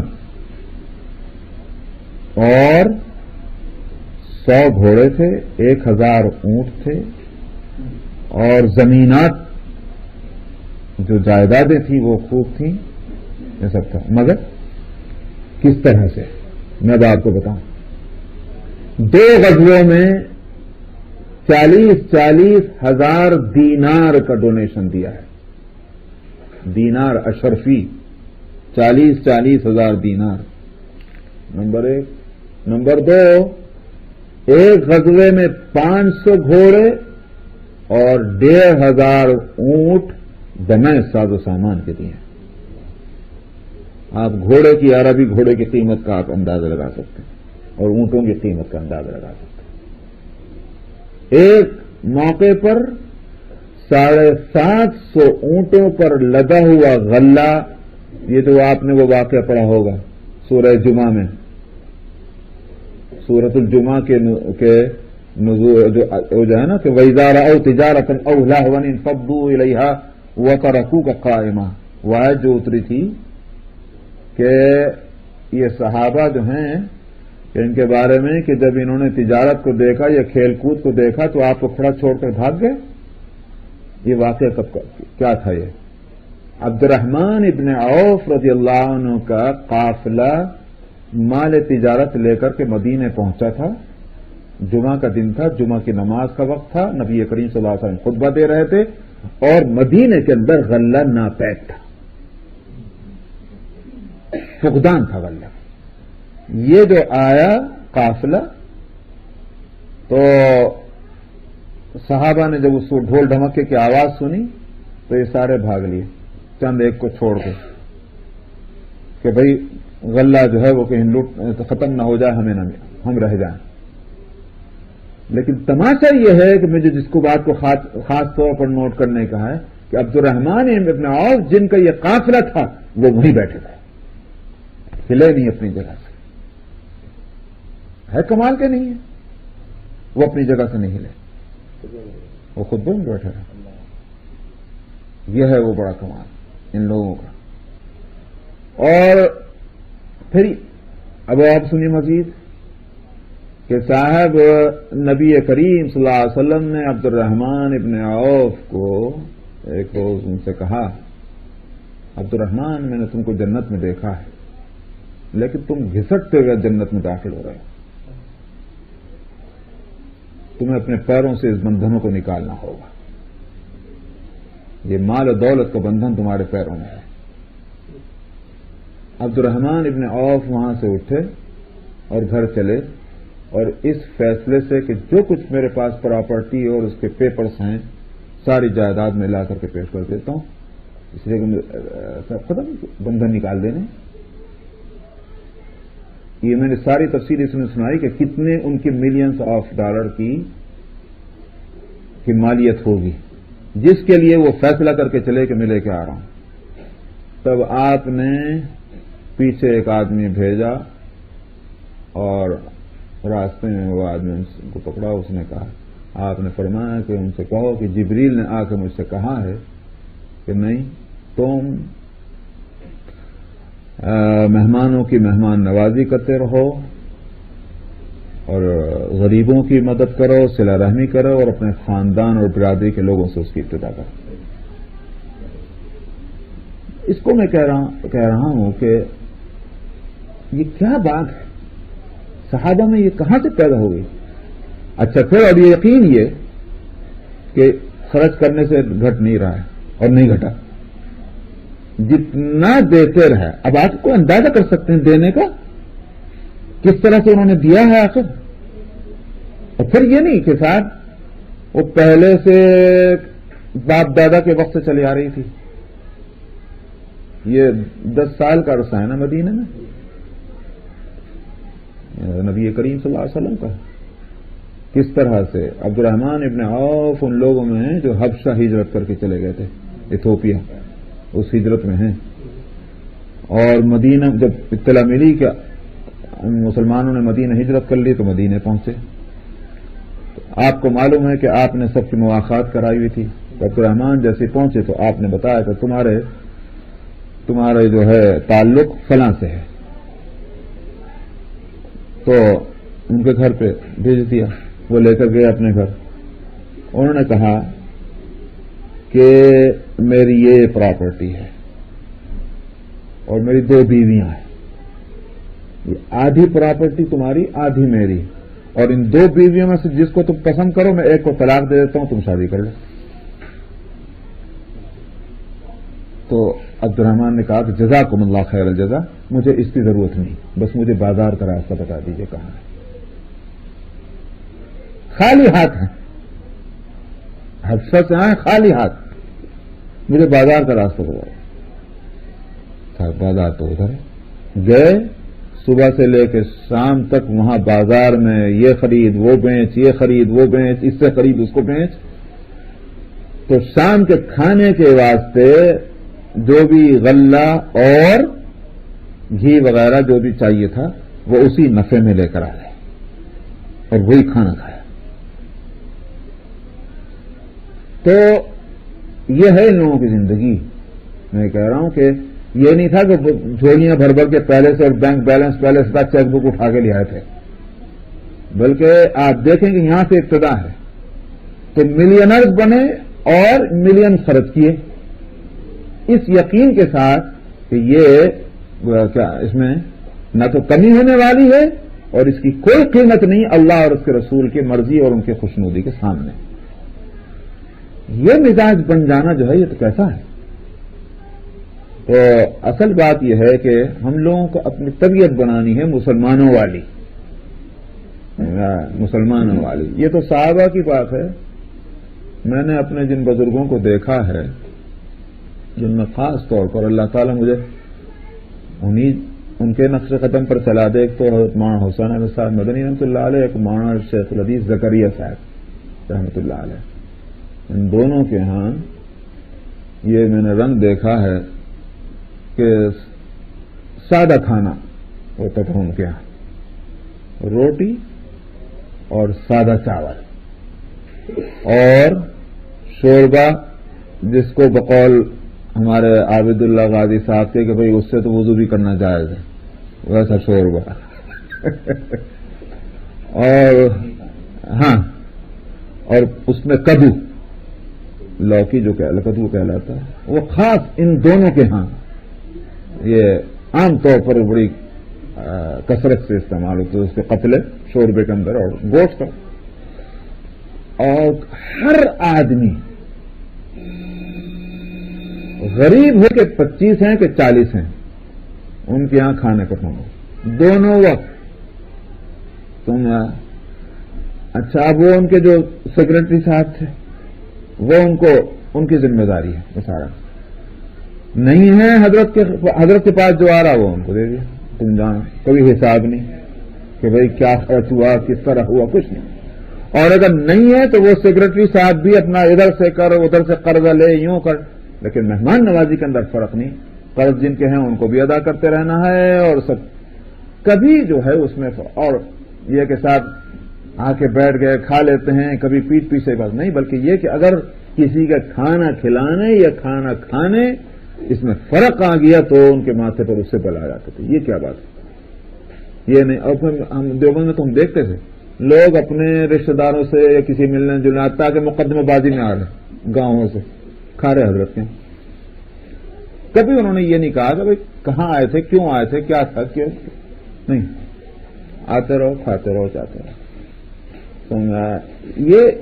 یہ جو زندگیاں تھیں. اور پھر یہ نہیں کہ صاحب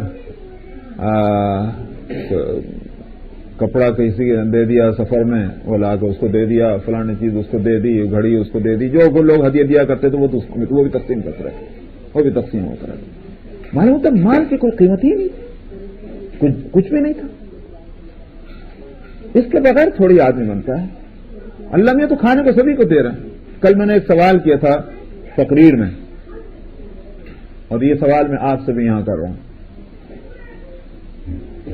آپ انجینئر ہیں، آپ اپنی فیلڈ کا جاب کر رہے ہیں، یعنی مطلب جو آپ کے ڈگری ہے اس کے مطابق کر رہے ہیں.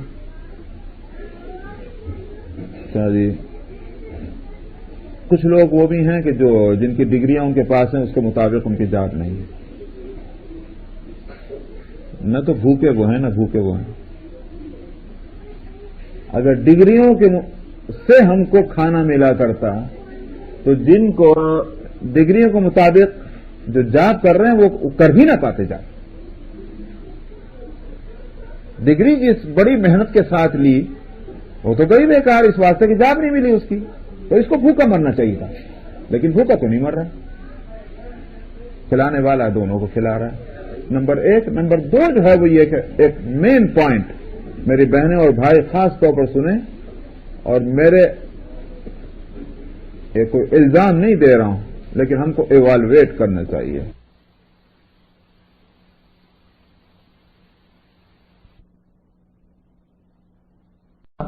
اس وقت تو ہم کہتے ہیں ماں باپ نے کیا جو کیا، لیکن جب سے ہم نے ہوش سنبھالا، ان ساری کالج، اس یونیورسٹی، ان ساری ہمارا جو سفر ہے زندگی کا، اس میں کہیں اللہ اور اس کے رسول کی رضا طلب، دین کی خدمت کے ساتھ اس ملک میں تو یہ ہے. ملک کو نہیں کہیں، ہمیں اپنے آپ کو کہنا چاہیے. میرے نزدیک دنیا میں کوئی جگہ ایسی نہیں کہ جہاں مسلمان بن کر رہنا چاہے اور شریعت آ کے کہہ دے نہیں تو مسلمان بن کے نہیں رہ پا رہا ہے کیونکہ اس ملک میں ہے. یہ نہیں ہے. اسلام اتنا، یہ تو اسلام پر عیب آ جائے گا. یہ کیسا اسلام ہے کہ ہم مسلمان رہتے ہوئے امریکہ نہیں جا سکتے، امریکہ میں نہیں رہ سکتے؟ یہ کیسا اسلام ہے کہ مسلمان رہتے ہوئے ہم انگلینڈ میں نہیں رہ سکتے؟ پرانی، یہ تو عجیب بات ہوگی. ہم کو ہر جگہ رہنے کا حق ہے، ہر جگہ رہ سکتے ہیں، لیکن یہ کہ صاحب من چاہتی بھی زندگی اور اسلام بھی رہے اور من چاہتی زندگی بھی رہے، تو یہ بڑا مسئلہ ہے، یہ ٹیڑھی بات ہے، اسلام پر الزام نہیں۔ چلیے صاحب حدیث 7 اور حدیث نمبر 3638، کیونکہ گزشتہ ہفتے ایک ہی حدیث پر اٹک گئے تھے۔ اچھا صاحب 3638 3638۔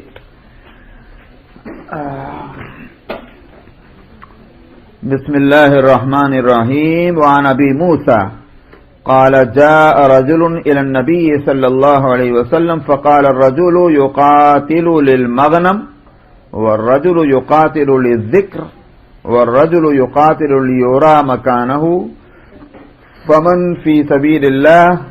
قال من قاتل لتكون كلمة الله هي العليا فهو في سبيل الله۔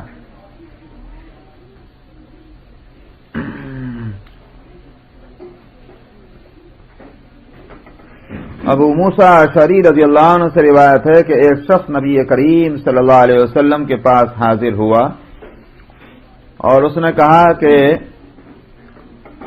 ایک شخص قتال کرتا ہے غنیمت کے لیے، یعنی مال غنیمت خوب ملے گا، اس واسطے وہ جنگ کر رہا ہے۔ ایک آدمی اس لیے قتال کرتا ہے کہ تاکہ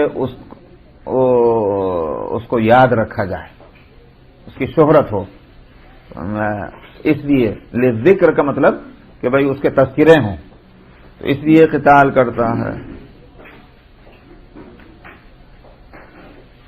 ہم نے ایک واقعہ کہیں پڑھا تھا بچپن میں یا کہیں، ہاں ایک آیا تھا اخبار میں ایک دفعہ نیوز پیپر میں کہ کوئی ڈاکو تھا، اصل میں اس کو اس بات کی بڑی خواہش تھی کہ کسی طرح سے نیوز پیپر میں اس کا نام آئے۔ اب اس نے بہت سے کام کیے، وہ آ کے ہی نہیں دیتا تھا نام۔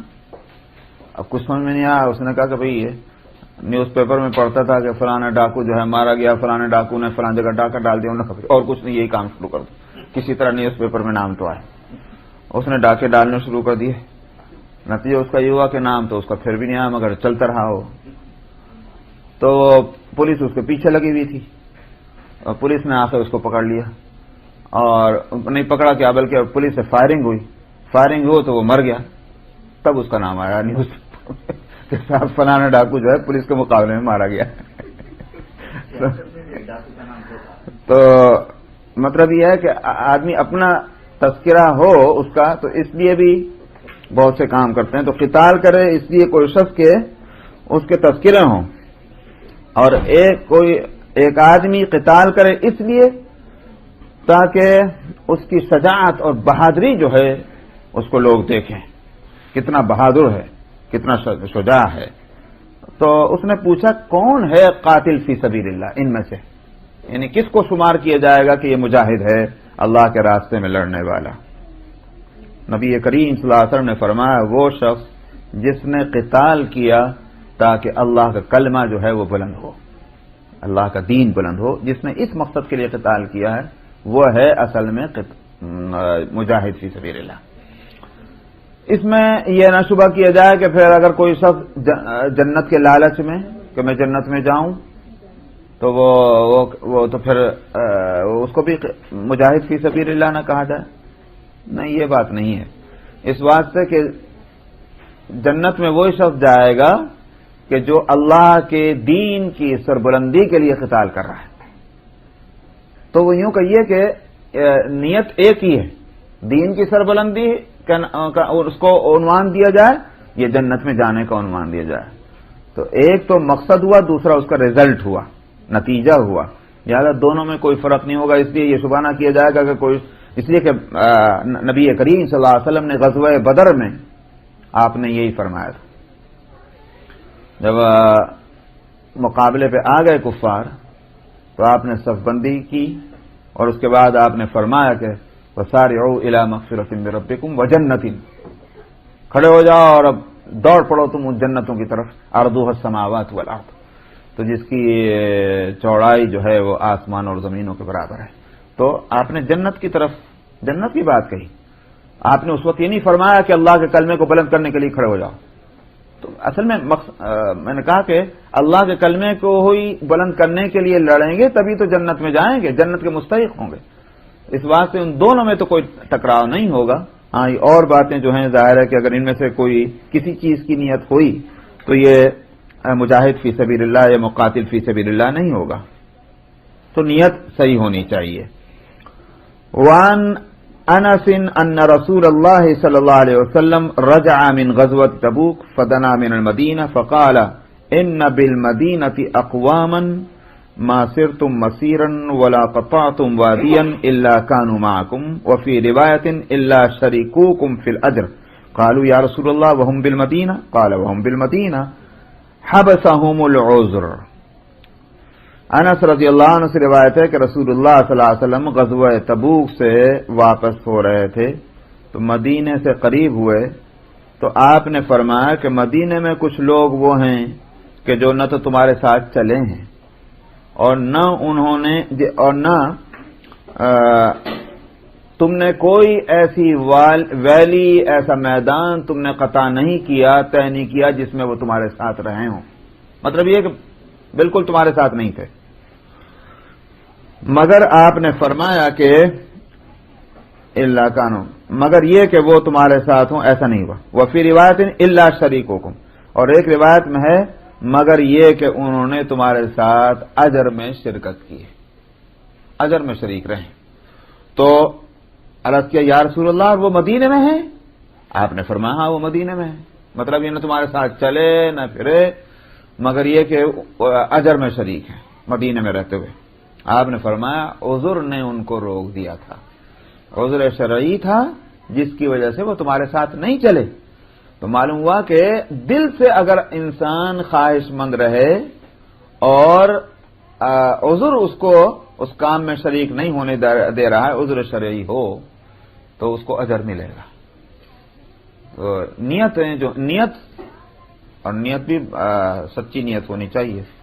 تو نیت جو ہے وہ صحیح ہو تو اللہ سبحانہ و تعالی اجر عطا فرماتے ہیں، جس کو میں نے پہلے بھی ابھی 2 ہفتے پہلے میں نے کہا تھا کہ آپ نے فرمایا کہ انسان 4 قسم کے ہیں. ایک آدمی تو وہ ہے کہ جس کے پاس علم بھی ہے اور مال بھی ہے، علم دین، علم بھی ہے اور مال بھی ہے، اور علم کی روشنی میں مال خرچ کرتا ہے. ظاہر ہے جنتی کام کیا اس نے، فرمایا کہ اس کو اجر ملے گا. ایک وہ شخص ہے کہ جس کے پاس علم ہے مگر مال نہیں ہے. اب مال نہیں تو خرچ کہاں سے کرے گا؟ علم کی روشنی میں وہ اس آدمی کو کہ جو مال خرچ کر رہا ہے خیر کے کاموں میں، دین کے کاموں میں، اللہ کو راضی کرنے والے کاموں میں، تو یہ اپنے علم سے ان کاموں کو اچھا سمجھتا ہے مگر مال ہے نہیں جو خرچ کرے. وہ کہ کاش میرے پاس بھی مال ہو، میں بھی ان سارے کاموں میں خرچ کروں. فرمایا اس کو اجر ملے گا، اس کو بھی اجر ملے گا. حالانکہ کام تو نہیں کر رہا مگر اس کی تمنا ہے، اس کی نیت ہے سچی کہ میرے پاس پیسہ ہو تو میں ان سارے کاموں میں خرچ کروں. فرمایا ایک شخص وہ ہے کہ جس کے پاس مال ہے مگر علم نہیں ہے. اب وہ جو ہے دیکھ لیجئے یہاں آپ نے فرمایا کہ اس مال کو غلط راستوں میں خرچ کر رہا ہے. اب آج کل تو بڑی بڑی ڈگریاں والے بھی مال کو غلط خرچ کرتے ہیں. تو اس علم سے مراد ظاہر ہے کہ وہاں وہ علم دنیا نہیں ہوگا جو آدمی کو سنوارتا نہیں، بلکہ علم دین ہے جو اخلاق اور نیتوں کو سنوارتا ہے. تو اس لیے فرمایا کہ علم نہیں ہے مال ہے، غلط خرچ کر رہا ہے، گنہگار ہے. ایک چوتھا شخص ہے جس کے پاس علم بھی نہیں مال بھی نہیں، وہ اس کو دیکھ کر کے کہ بھائی خوب گلچھرے اڑا رہا ہے، کہتے میرے پاس بھی مال ہوتا میں بھی یہ مزے لوٹتا. فرمایا اس گناہ میں شریک ہے. تو نیت جو ہوگی اللہ سبحانہ و تعالی، کیونکہ انسان نیت کا اور ارادے کا مکلف ہے. تو آپ گھر سے چلیں نماز کے ارادے سے اور راستے میں کوئی خدا نہ خواستہ کوئی ایسا حادثہ پیش آ جائے کہ نماز کے وقت تک آپ مسجد میں نہیں پہنچ سکے، ٹائر فلیٹ ہو گیا، اب آپ راستے میں کھڑے ہوئے کیا کریں گے؟ تو اب آپ نماز پڑھنے کے لیے جو مسجد میں جانے کے واسطے نکلے تھے، ثواب ملنا چاہیے نہیں ملنا چاہیے؟ تو ظاہر بات ہے کہ یہ حالانکہ نماز آپ نے نہیں پڑھی مسجد کے اندر لیکن جماعت کا ثواب ملے گا، اس لیے کہ نیت سچی تھی، ارادہ تھا، اور جس حد تک عمل کر سکتے تو اس حد تک عمل کیا، لیکن تکمیل وہ اپنے بس کی بات نہیں. اسی واسطے کہا جاتا ہے کہ السعی منا والاتمام من اللہ، کوشش کرنا ہمارا کام ہے، پورا ہو جانا وہ ہمارے اختیار کی چیز نہیں، وہ اللہ کے اختیار کی چیز. انسان ارادہ کرے یہ اس کا اپنا فعل ہوگا، اس ارادے پر عمل درآمد ہو جائے اس پر اس کو قدرت نہیں. اجر جو ہے وہ کسی ارادے کے مکمل ہو جانے پر، روب عمل ہو جانے پر اجر موقوف نہیں رکھا گیا. اجر موقوف رکھا ہے پکے اور سچے ارادے پر، اس پر موقوف. وعن عبد الله بن عمرو قال جاء رجل الى رسول الله صلى الله عليه وسلم فاستأذنه في الجهاد فقال احي والداك قال نعم قال ففيهما فجاهد متفق عليه وفي روایت فرجع الى والديك فاحسن صحبتهما. عذر کس طرح کے؟ وہ جو ایک عذر آیا کہ صاحب عذر نے ان کو روک دیا، تو اس لیے کون سا عذر ہونا چاہیے؟ میں نے اگرچہ ایک قید لگائی تھی عذر شرعی، مطلب واقعی عذر ہونا چاہیے جو اللہ کے نزدیک، شریعت کے نزدیک وہ عذر معتبر ہو. تو وہ عذر جو ہے کون سا دیکھ لیجئے اب آپ. اچھا وہاں ایک میں نے ایک تقریر کی، اگرچہ ذہن میں آ رہا تھا میں اس بات کو کہوں کسی کو شبہ نہ ہو. شبہ ہو سکتا ہے کہ سورہ توبہ میں جس واقعے کی طرف اشارہ کیا گیا ہے وَعَلَى الثَّلَاثَةِ الَّذِينَ خُلِّفُوا، حضرت کعب ابن مالک اور صاحب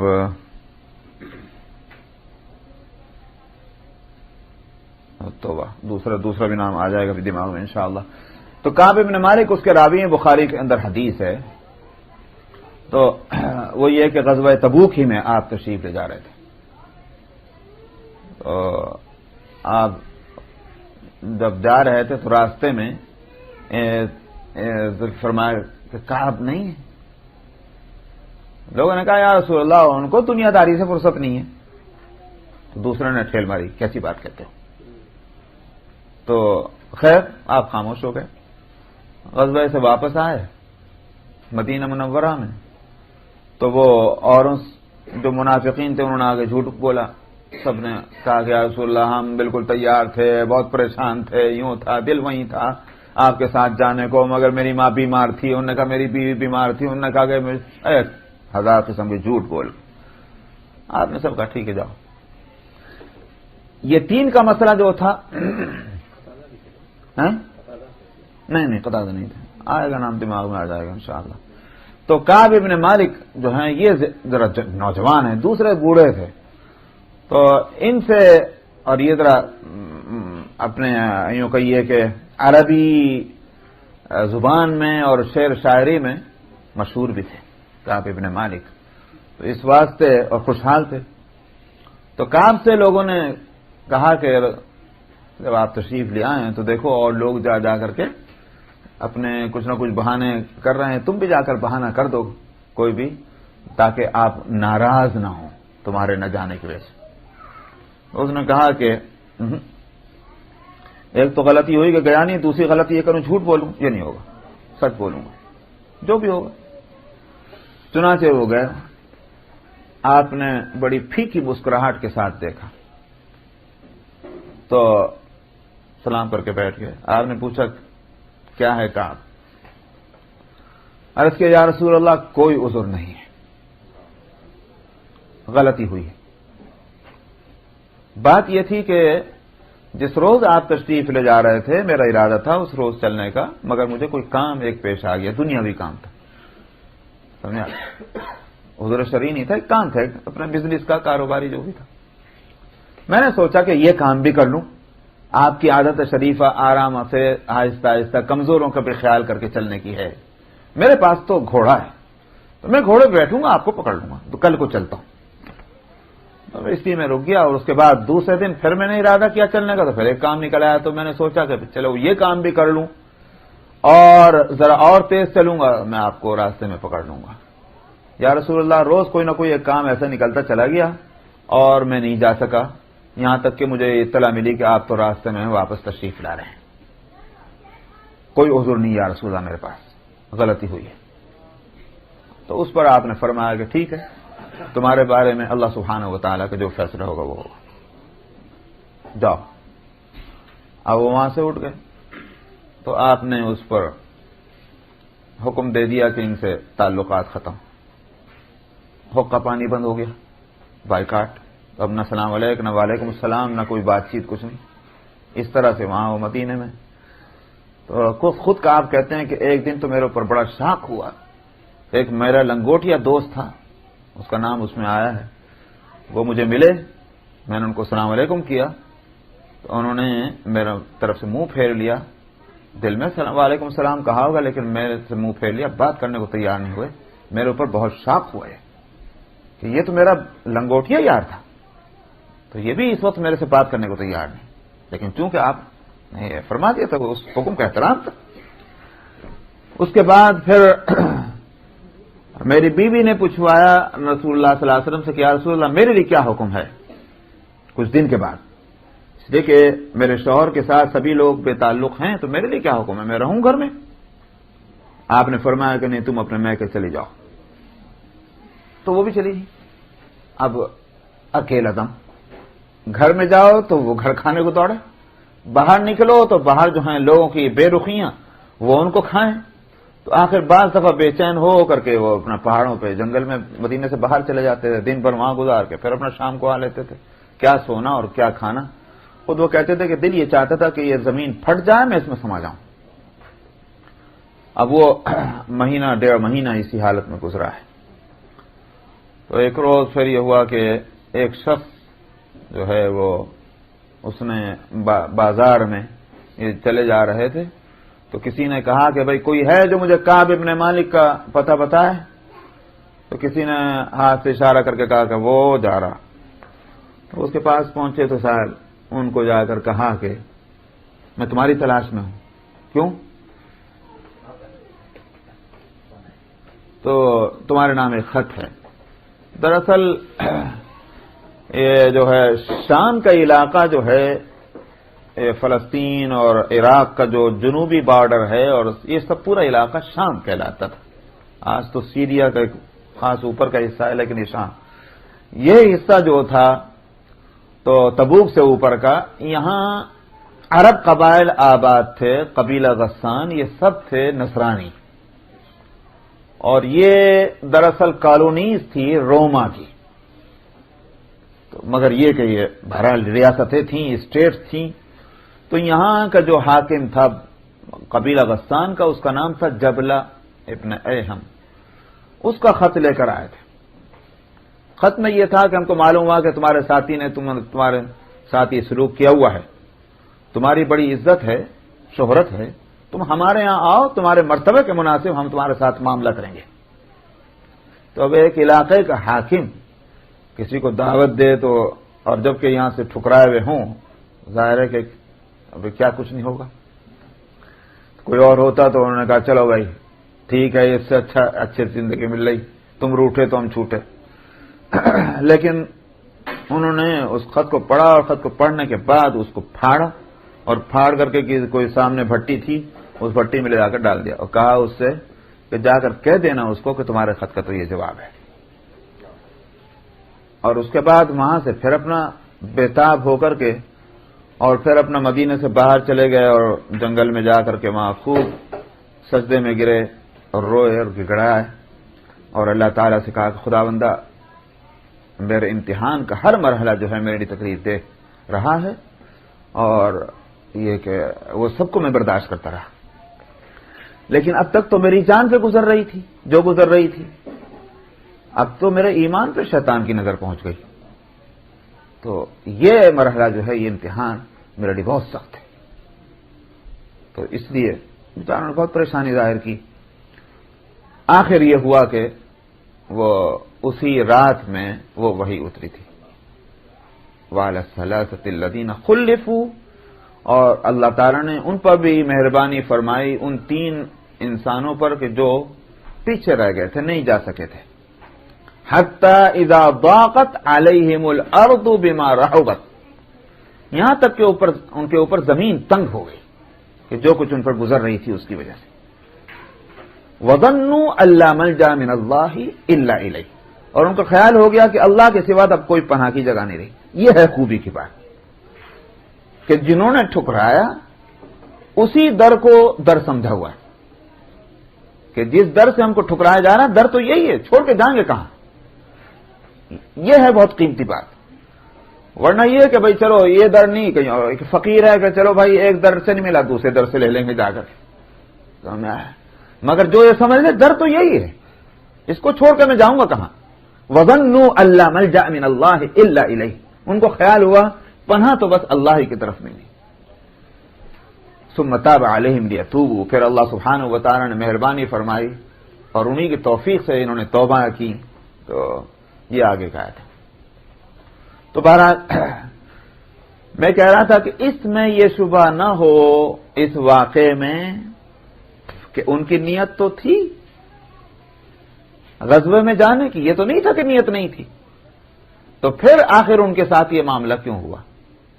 یہاں تو کہا جا رہا ہے کہ ان کو اجر ملے گا، جو عذر کی وجہ سے نہیں جا سکے ان کو اجر ملے گا. تو پھر یہ کیا بات ہوئی؟ اس کے دو جواب ہیں.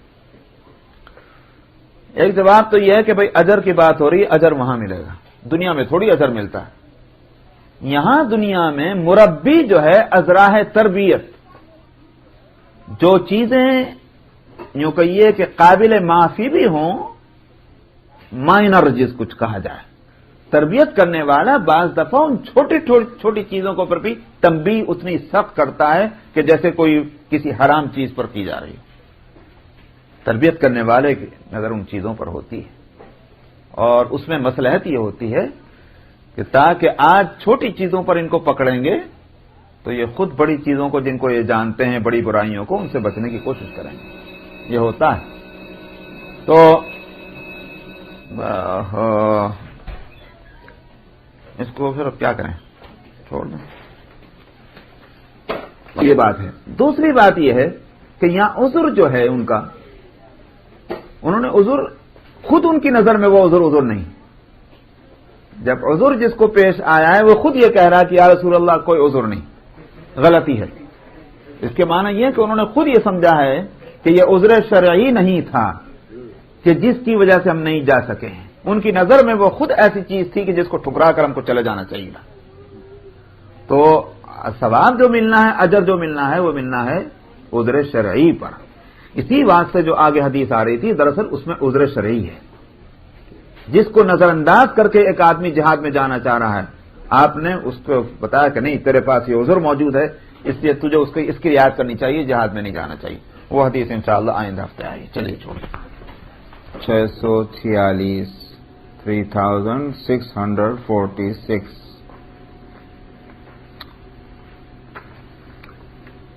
بسم اللہ الرحمن الرحیم. وعن معاذ بن جبل انه سمع رسول الله صلى الله عليه وسلم يقول من قاتل في سبيل الله فواق ناقة فقد وجبت له الجنة ومن جرح جرحا في سبيل الله أو نكب نكبة فإنها تجيء يوم القيامة كأغزر ما كانت لونها الزعفران وريحها المسك ومن خرج به خراج في سبيل الله فإن عليه تابع الشهداء.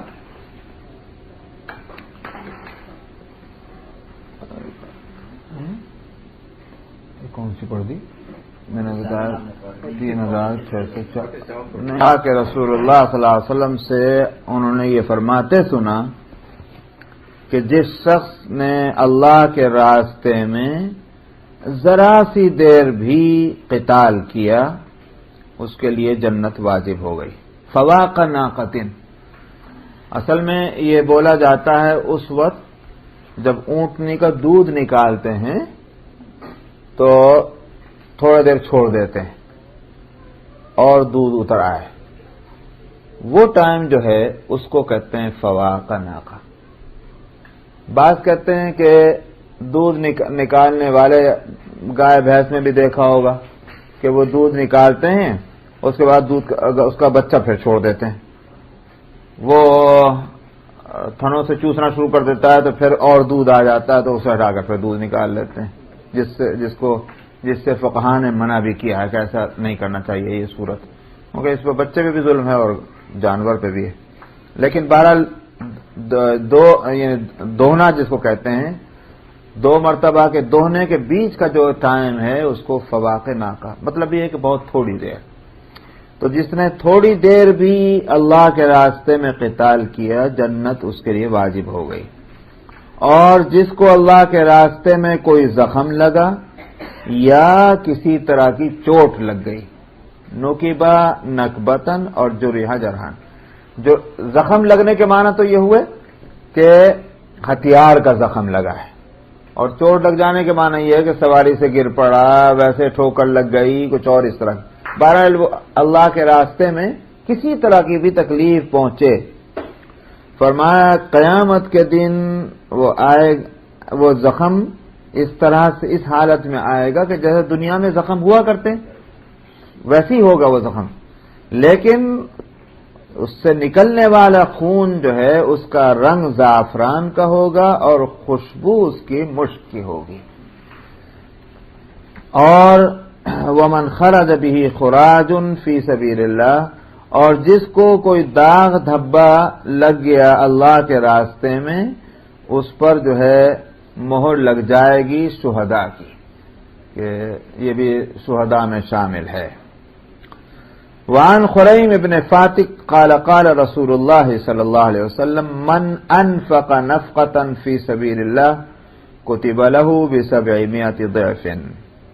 خریم ابن فاتق رضی اللہ عنہ سے روایت ہے، انہوں نے کہا کہ رسول اللہ صلی اللہ علیہ وسلم نے فرمایا جس نے اللہ کے راستے میں کچھ بھی خرچ کیا تو اس کے واسطے 700 گنا لکھا جائے گا. قرآن شریف میں یہ بات آ بھی چکی ہے کہ مثل الذین ينفقون اموالهم فی سبیل اللہ کمثل حبۃ انبتت 7 سنابل فی کل سنبلۃ 100 حبۃ. اللہ کے راستے میں جس نے خرچ کیا، تو وہاں اللہ کے راستے میں خرچ کرنا عام لیا ہے تمام مفسرین نے، صرف جہاد ہی میں نہیں بلکہ ہر دین کے کام میں خرچ کرنا، اس کا اجر جو ہے 700 گنا ہے.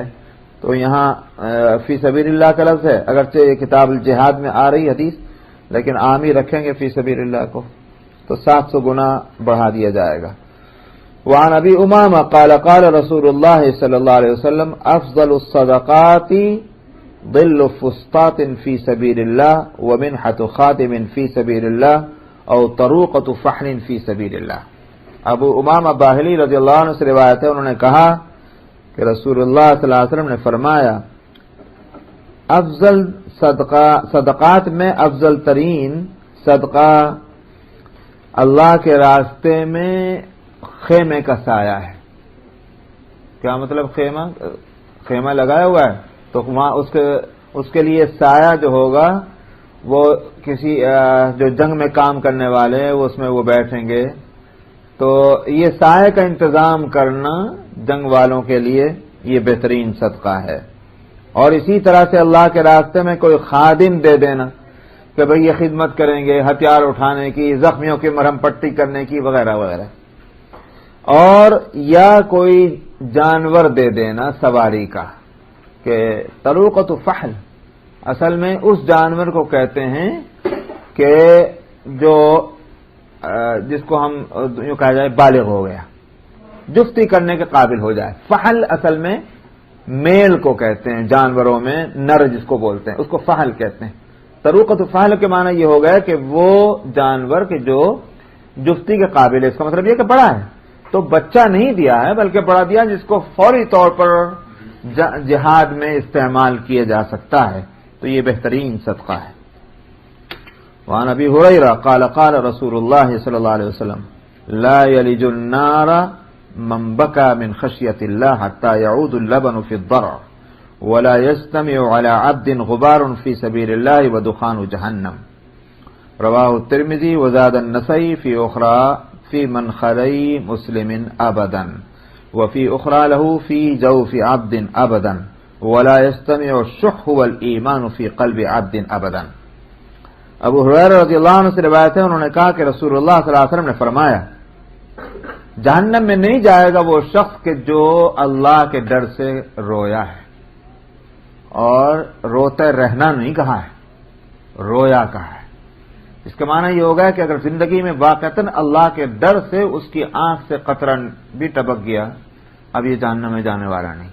فرمایا کہ یہاں تک کہ دودھ تھنوں میں لوٹ کے چلے جائے، اور یہ ممکن نہیں، یہ تو ناممکن ہے کہ دودھ جو تھن سے نکالا گیا ہے وہ تھن میں واپس چلا جائے۔ تو یہ جس طرح یہ ناممکن ہے، اسی طرح اللہ کے ڈر سے، خوف اور خشیت سے رونے والا بھی جہنم میں چلا جائے ناممکن ہے، نہیں جائے گا۔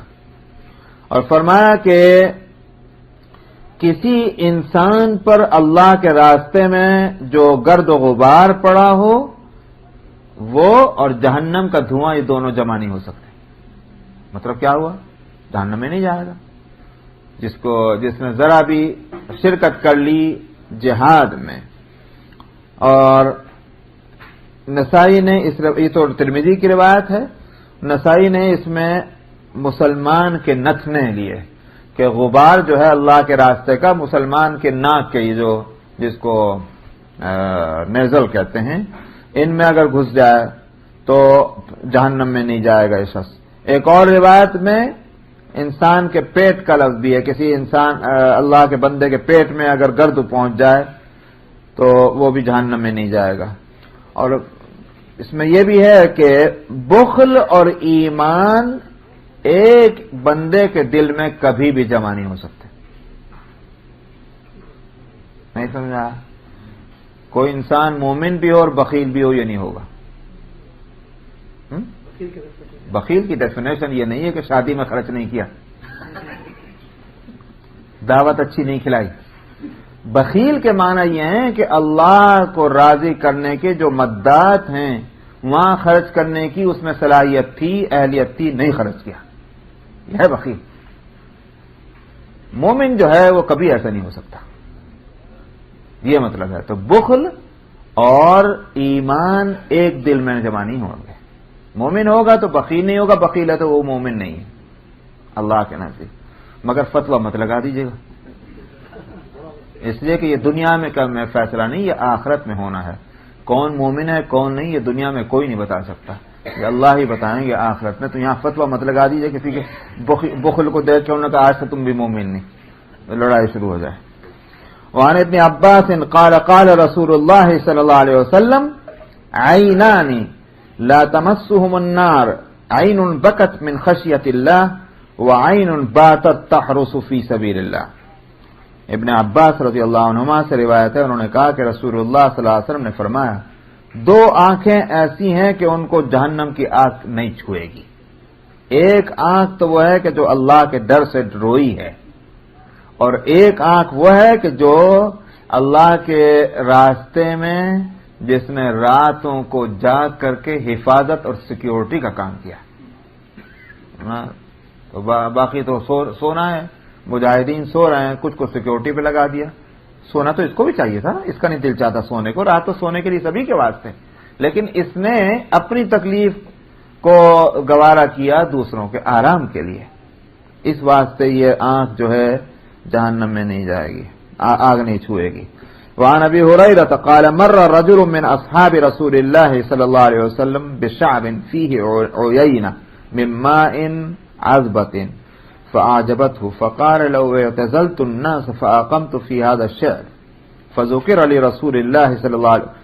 ذلك لرسول الله صلى الله عليه وسلم فقال لا تفعل فإن مقام أحدكم في سبيل الله أفضل من صلاته في بيته 70 عاما ألا تحبون أن يغفر الله لكم ويدخلكم الجنة اغزوا في سبيل الله من قاتل في سبيل الله فواق ناقة وجبت له الجنة۔ ابو ہریرہ رضی اللہ عنہ سے روایت ہے، انہوں نے کہا ایک شخص رسول اللہ صلی اللہ علیہ وسلم کے صحابہ میں ایک گھاٹی میں سے گزرا۔ گھاٹی جانتے ہیں؟ ویلی ذرا جو ہے وہ اور زیادہ بڑی کشادہ، لیکن دو پہاڑوں کے بیچ کی جو پھٹن کہتے ہیں اس کو شعب کہتے ہیں، مطلب بہت تنگ ایریا جو ہے پہاڑوں کے بیچ میں، تو وہ وہاں گزرے، کہتے اس کو ویلی کہتے تو ویلی کچھ اور اردو میں چھوڑو میاں، ویلی کہتے ہیں اس کو بھی۔ اپنے اردو میں تو مختلف لفظ ہیں، عربی میں مختلف لفظ ہیں، چھوٹے سے ہے تو درہ بول دیتے ہیں، دو ہاں اس طرح کے، وہی ہے۔ تو وہاں ان کو کیا ہوا کہ انہوں نے ایک میٹھے پانی کا چشمہ انہوں نے دیکھا، عرب میں پانی کی تو بڑی قیمت، اور میٹھا پانی اور ٹھنڈا چشمے کا فاؤنٹین، تو وہ ان کو بڑا پسند آیا. کہنے لگے اگر میں لوگوں سے کٹ جاؤں اور تو میں پھر یہیں اسی درے میں، اسی گھاٹی میں آ کے رہنے لگ جاؤں، اس چشمے کے پاس، فاؤنٹین کے پاس. مطلب یہ ہے کہ میں لوگوں میں نہ رہوں. یہ مطلب نبی کریم صلی اللہ علیہ وسلم سے اس کا ذکر کیا گیا کہ وہ فلانے صاحب یہ فرما رہے تھے، آپ نے فرمایا کہ مت کرنا. یہ کیا مطلب؟ لوگوں سے ہٹ کر کے تم اس میٹھے پانی کے چشمے کی خاطر یہاں گھاٹی میں آ کر کے تنا رہنے لگ جاؤ. فرمایا یہ کام مت کرنا. حالانکہ آرام کی زندگی ہوگی، پانی کے بالکل کنارے بیٹھ کے آ کر کوئی تکلیف نہیں. فرمایا مت کرنا. آپ نے فرمایا تم میں سے ہر کسی بھی ایک انسان کا مقام اللہ کے راستے میں، مقام کا مطلب کھڑا ہونا، اس کا کھڑا ہونا اللہ کے راستے میں اس کے اپنے گھر میں 70 سال کی نمازوں سے بہتر ہے جو اس نے گھر کے اندر پڑھی. گھر سے مراد تنا جہاں بھی ہے. تو چشمے کے پاس رہو گے تنہا رہو گے، اللہ کے راستے میں تھوڑی رہ رہے ہو. تو اللہ کے راستے میں جا کر کے کھڑا ہونا تھوڑی دیر کا بھی، ایک دن کا جو ہے، کہاں گیا مقام آدمی، بس وہاں کھڑا ہونا جو ہے وہ اپنے گھر میں 70 سال کی نمازوں سے افضل ہے. اب یہاں میں بتاؤں یہ کیا بات ہوئی. دیکھیے بالکل آسان ہے مسئلہ. آپ اس کو سمجھتے ہیں کہ بھائی عمل میں دو باتیں ہیں. کوئی بھی ایکشن ہو، ایک تو یہ کہ وہ ایک پرسن کے لیے، ایک ذات کے لیے جو کرنے والا، اور ایک عمل وہ ہے کہ جو دوسروں کے واسطے ہے، دوسروں کو اس کا فائدہ پہنچنے والا ہے. ایک عمل وہ ہے کہ جس کا فائدہ صرف عمل کرنے والے کو ہے، اور ایک عمل وہ ہے کہ جس کا فائدہ اس کو بھی اور دوسروں کو بھی ہے. کون سا عمل بڑھ کر ہوگا؟ ظاہر نمبر 2. نمبر 1 دوسری ایک اور بھی اس میں کیٹیگری ہے. ایک عمل وہ ہے جو جس وقت عمل کیا اسی وقت کے لیے، اور ایک عمل وہ جو ہے اس کا ٹائم لمٹ نہیں ہے. مطلب یہ کہ اس کا فائدہ جو ہے وہ ان لمیٹڈ ٹائم کے لیے. اس میں بھی آپ دوسرے نمبر کے عمل کو بہتر بتائیں گے. ایک شخص نماز پڑھ رہا ہے، 70 سال بھی نماز پڑھے گا، اس کا فائدہ کس کو ہے؟ اسی کا اپنی ذات کو ہے.